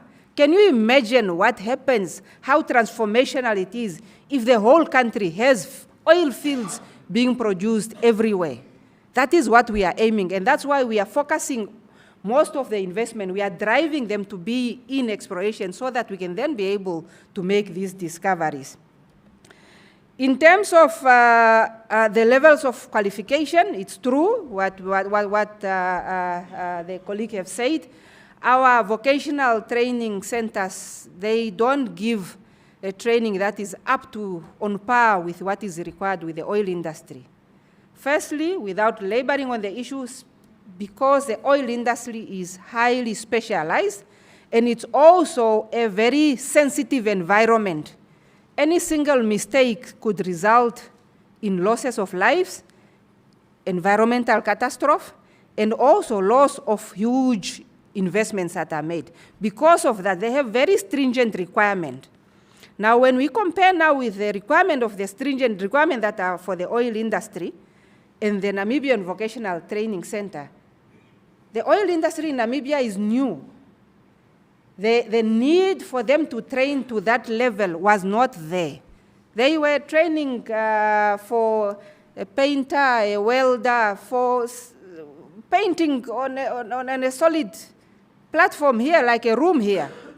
But for the oil industry, you are required to weld on a vessel that is moving because of the waves.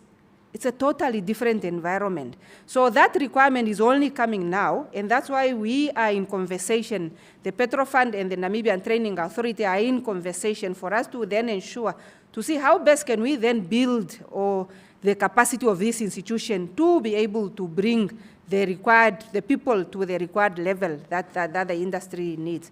Also, in addition to that, last year, we sent a number of Namibians who are already having vocational training skills obtained from our institution to Malaysia and Singapore, so that then we can just give them the necessary skills for the oil industry, how to be a roustabout, how to be a fitter antenna, how to be a roughneck. These are specialized skills that they need, and we don't want to start from scratch. We take from the qualification that they already obtained in Namibia, and we just amplify that and add the oil and gas requirement skills, and that is how slow by slow we are moving there into making sure that we are capacitated. But we need our people to be trained, we need them to be experienced, and we need them to have these specialized skills. Then there's a question on how will the policy be different from others. You have seen many policies and you have not seen the result. The only assurance I can give you is that this policy is built and backed and tagged to the work of the license holders. The policy has an implementation plan, and that implementation plan says, before you go and drill, show me, let the Namibian government approve your procurement plan. let the Namibian government make sure that the Namibian people are your subcontractors before you go do the work. So through that mechanism, they can't move until we have vetted and seen what they have put in place. But even when they are doing what they are doing, what they have put in place, we still need also to monitor and see what is on paper. Is it what is on the rig? So because we have also seen the gaps that you have mentioned, observed through other policies, we are now trying to close these gaps so that we make policies to be live and to be responding practically to the activities that are happening on the ground. Another question is, how fast is oil and gas happening? Oil and gas industry is a very lengthy industry, but develops very fast. The period for exploration from a moment that somebody get a license to the point where they can be able to make a discovery can take at least from a minimum of 5 years. Just doing the seismic, the sonar that was being mentioned by Rundu, before they can identify where do I put this something that is smaller than this table in a block that is bigger than the whole region. Where do I place this table? So it takes time, it takes science, it takes technology, and it's a very precise science that is done. Then once they have made a discovery, it takes a period of up to at least 4 years for them now to know, if I've made a discovery here, my production area, should I go to the south, to the east, to the west, or how many, in which direction is my field? Because a field is, for practical example, a field is like an oceana, a water catchment. If you just jump into it without seeing how far it's gone, you wouldn't know that this oceana is still going how many kilometers into that direction. So because of that, you need to apprise your discoveries. And it takes up to 4 years for you to know exactly where can I be able to produce or how far is this field. Then after those 4 years, once then you know how far is my catchment area for my oil, then you need to now design how best can I be able to produce. You have this oceana, it's full of water. Where do you put your well to make sure that you suck up all that water, all of it? To put those points for sucking means drilling then the wells that you are going to produce. And your producer takes time. For example, right now, with the Venus field, we think that we're going to need at least 4 years to then drill this number of wells that we are going to use to produce. And then once the producers have been installed, you have now built the facility that you require to produce, then you connect to the vessel and you start production. But the good thing is when production starts, it's for many, many years. A minimum of 25 years, there are fields that are producing even up to 100 years. And that's where we are heading. So to prepare yourself, you need to have started yesterday, but you are still not late. There's still enough time for you to participate, to prepare for the next stage. There was also a practical question in terms of, if I have a guest house in Rundu, how do I participate in the industry? My investment is only this guest house. You know what? When these people are serving this oil industry, they are also tourists in our country. You advertise to them that when you are off from the platform, before you go to your country, bring your family to come and see the mighty Kavango region. And where will they stay? In your guest house. So this is the intertwining of the industry with all other sectors. Wherever you are, you can be able to serve the oil industry, even though it's happening offshore. Because they need to see Namibia. They need to enjoy this beauty that we are having where we are. And they also need to be part of we want to showcase our culture, isn't it? So you can serve the industry from that point of view. And we just appreciate also the positive feedback. Usually when you are in meetings, you get criticism, you are not doing this, you are not doing that. But I like the positive feedback to say that it's a good policy that we don't take lightly, and we appreciate such a feedback, because then it shows that we are perhaps on the right course. And we are also, I've already said that, for example, NAST have already changed their curriculum on issues of us making sure that we provide the required training. UNAM also have just opened up a department of petroleum geology that is in the south.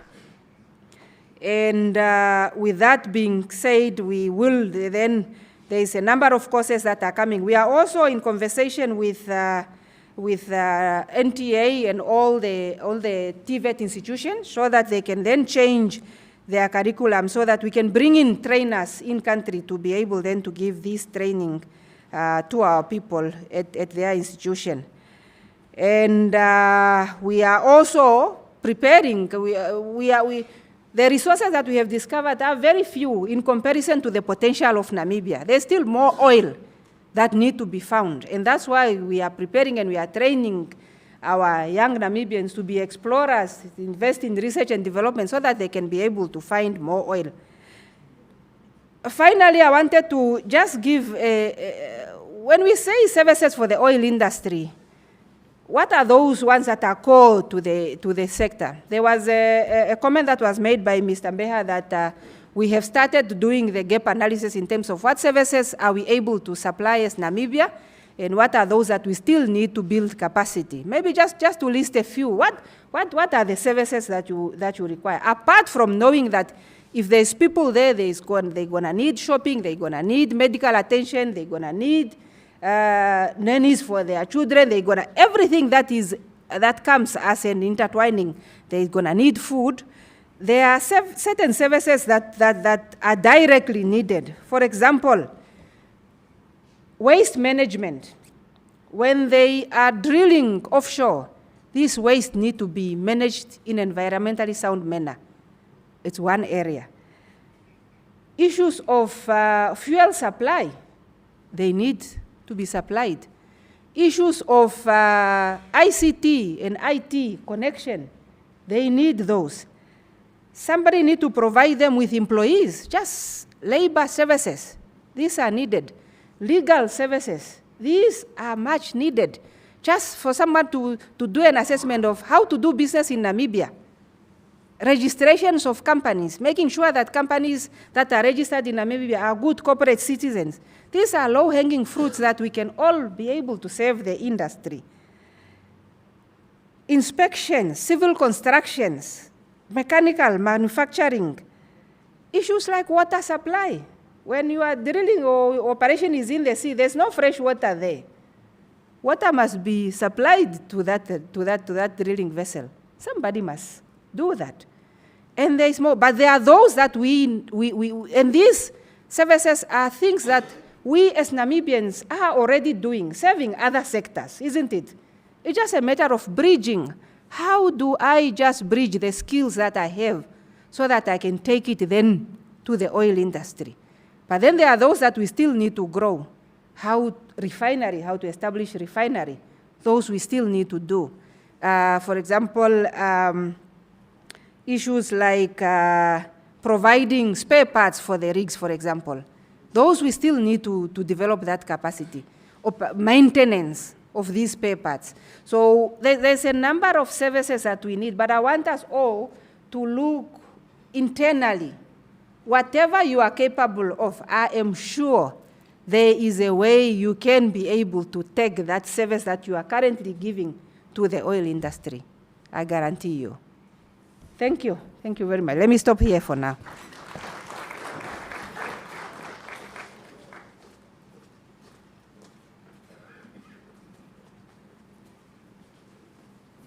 Well, it seems like we are really engaging properly. Since we have almost covered that which was on the program, I think before we break for lunch, maybe we can just conclude and then finish at once. Is that possible? Thank you.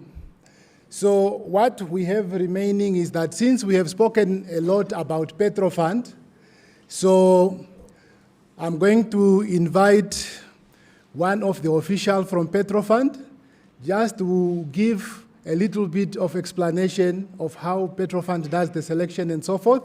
And then thereafter, our mayor will give us our vote of thanks.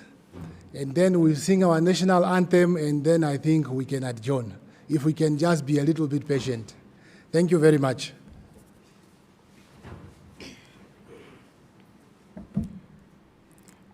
Good afternoon. My name is Juliane Congo, and I work for the Petrofund. I'll just echo what the Commissioner has mentioned about the Petrofund, and also extend on what she has already mentioned. In terms of statistics, the fund, since inception, trained 432 Namibians in various degrees. And these include mainly engineers, teachers, and also geologists. And teachers, it's specifically those who are teaching maths and science. In terms of specialization, like the Commissioner mentioned, 70% of the trained Namibians are highly specialized in oil and gas. And I can, at the top of my mind, I know 3 of them, just at the top of my mind, without going into the details that are from this region. And some of them are holding really good positions with oil companies, like country managers, for example, just at the tip of my mind. And in terms of the comment on regional representation, our board has really been intentional about regional inclusivity. That's why as a fund, we are busy reviewing our scholarship policy to make sure that we make provision for gender inclusivity.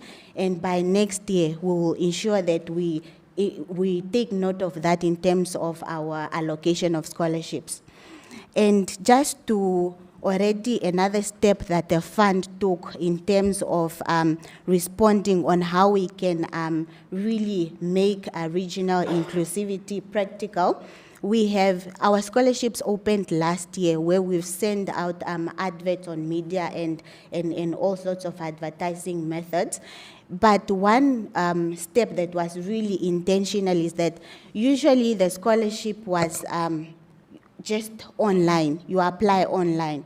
But now we've sent out applications to regions, including to all regions at regional councils, to make sure that the responsible regional council officials print out copies and they share with the community, and we receive back hard copies and we will process. So if you go to your regional council, and we also gave the instruction that they should, or these application forms must be further distributed to constituency offices, and there's a window of over than a month, and we will then start processing from the 7th of October manually to just make sure that really we capture all the information received from all corners of the country.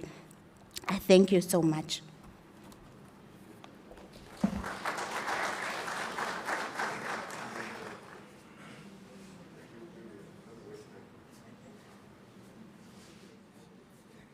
Yes, since the Master of Ceremony is no longer coming here, move a round of applause again for her.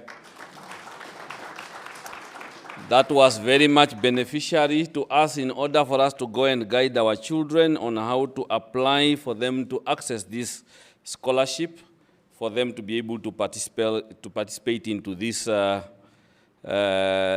giant we are talking about, exploring oil and whatever you can call it.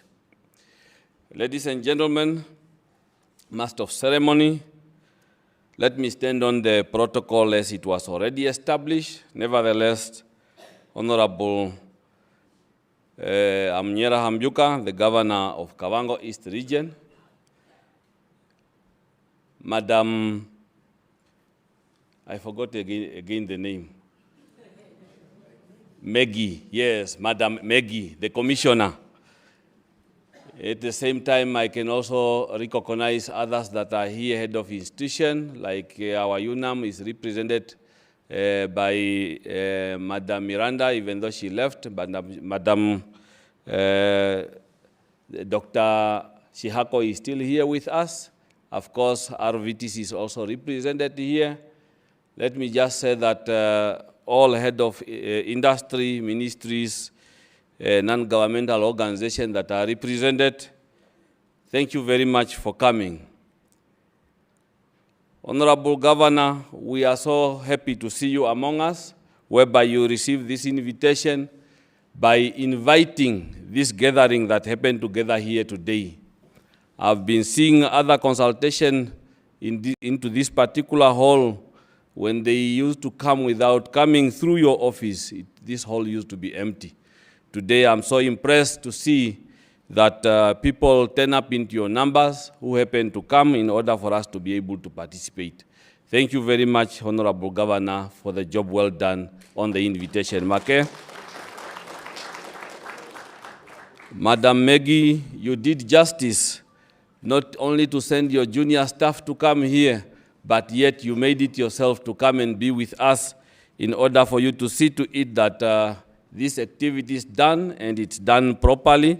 So we are so happy that you take time even to explain more and more for the participations of this community to understand what is the matter in this particular policy. So thank you very much for coming. Ladies and gentlemen, without wasting time, since I'm standing between you and your lunch, let me not waste time rather than to move a vote of thanks to everybody who happened to come in order for you to participate. Many people, they used to say, time is money, but you happen to utilize this opportunity to come and enjoy with us in order for you to be informed about this policy. By the time this policy comes into practice, at least you know the nitty-gritty which is inside this policy and how you can be able to explore and benefit. Thank you very much for coming. Can you give yourself a round of applause? Without wasting time, ladies and gentlemen, I discover this program is live. Let me also use this opportunity to express my appreciation to the media as they happen to come to cover this particular program, so that those who are at home, they can be able to also to listen into different languages, into TV. At the same time, this program, they can be able to review what did we discuss as the region in Kavango East Region. Thank you very much, the colleagues at the media side, for covering this platform live. Thank you very much. Ladies and gentlemen, without wasting time, everybody who happened to come, as I indicated earlier, you did justice to this particular point. I could see also those who are handling petrol attendants. They came in their uniform. We are so happy. People, they used to think that you are not important, but we see you very much important as you are driving this economy ahead.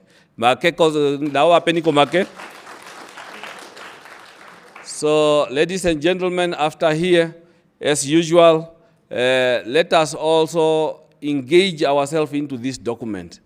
There are still a window frame in order for you to submit what you feel that is not covered here. You can be able to take this document, study it, make a proper submission. The officials are still here. They can guide you on which link you can be able to access this document in order for you to contribute, so that when this document becomes a policy, it touches each and everybody who happen to be here. Thank you very much for coming. Thank you, thank you. Thank you very much.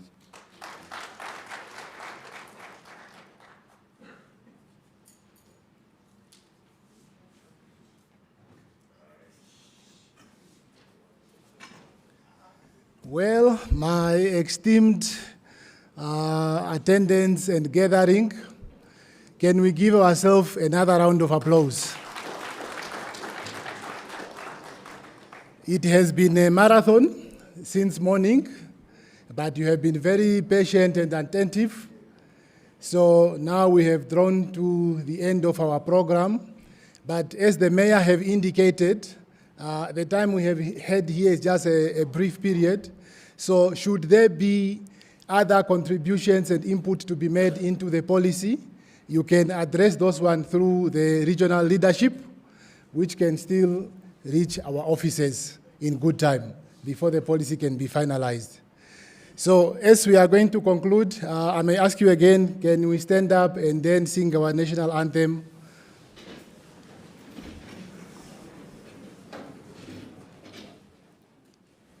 The sound operator maybe can assist us. Let us all unite and celebrate together the victories won for our liberation. Let us dedicate ourselves to rise together to defend our liberty and unity. Oh, sons and daughters of Africa, flesh of the sun and flesh of the sky, let us make Africa the tree of life.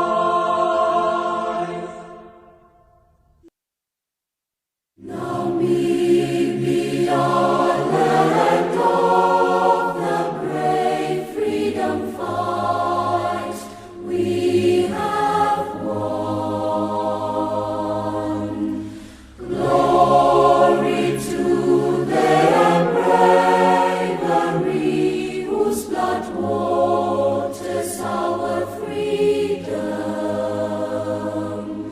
We give our love and loyalty, together in unity, contrasting beautiful Namibia, Namibia, our country, beloved land of Sawanas, hold high the banner of liberty. Namibia,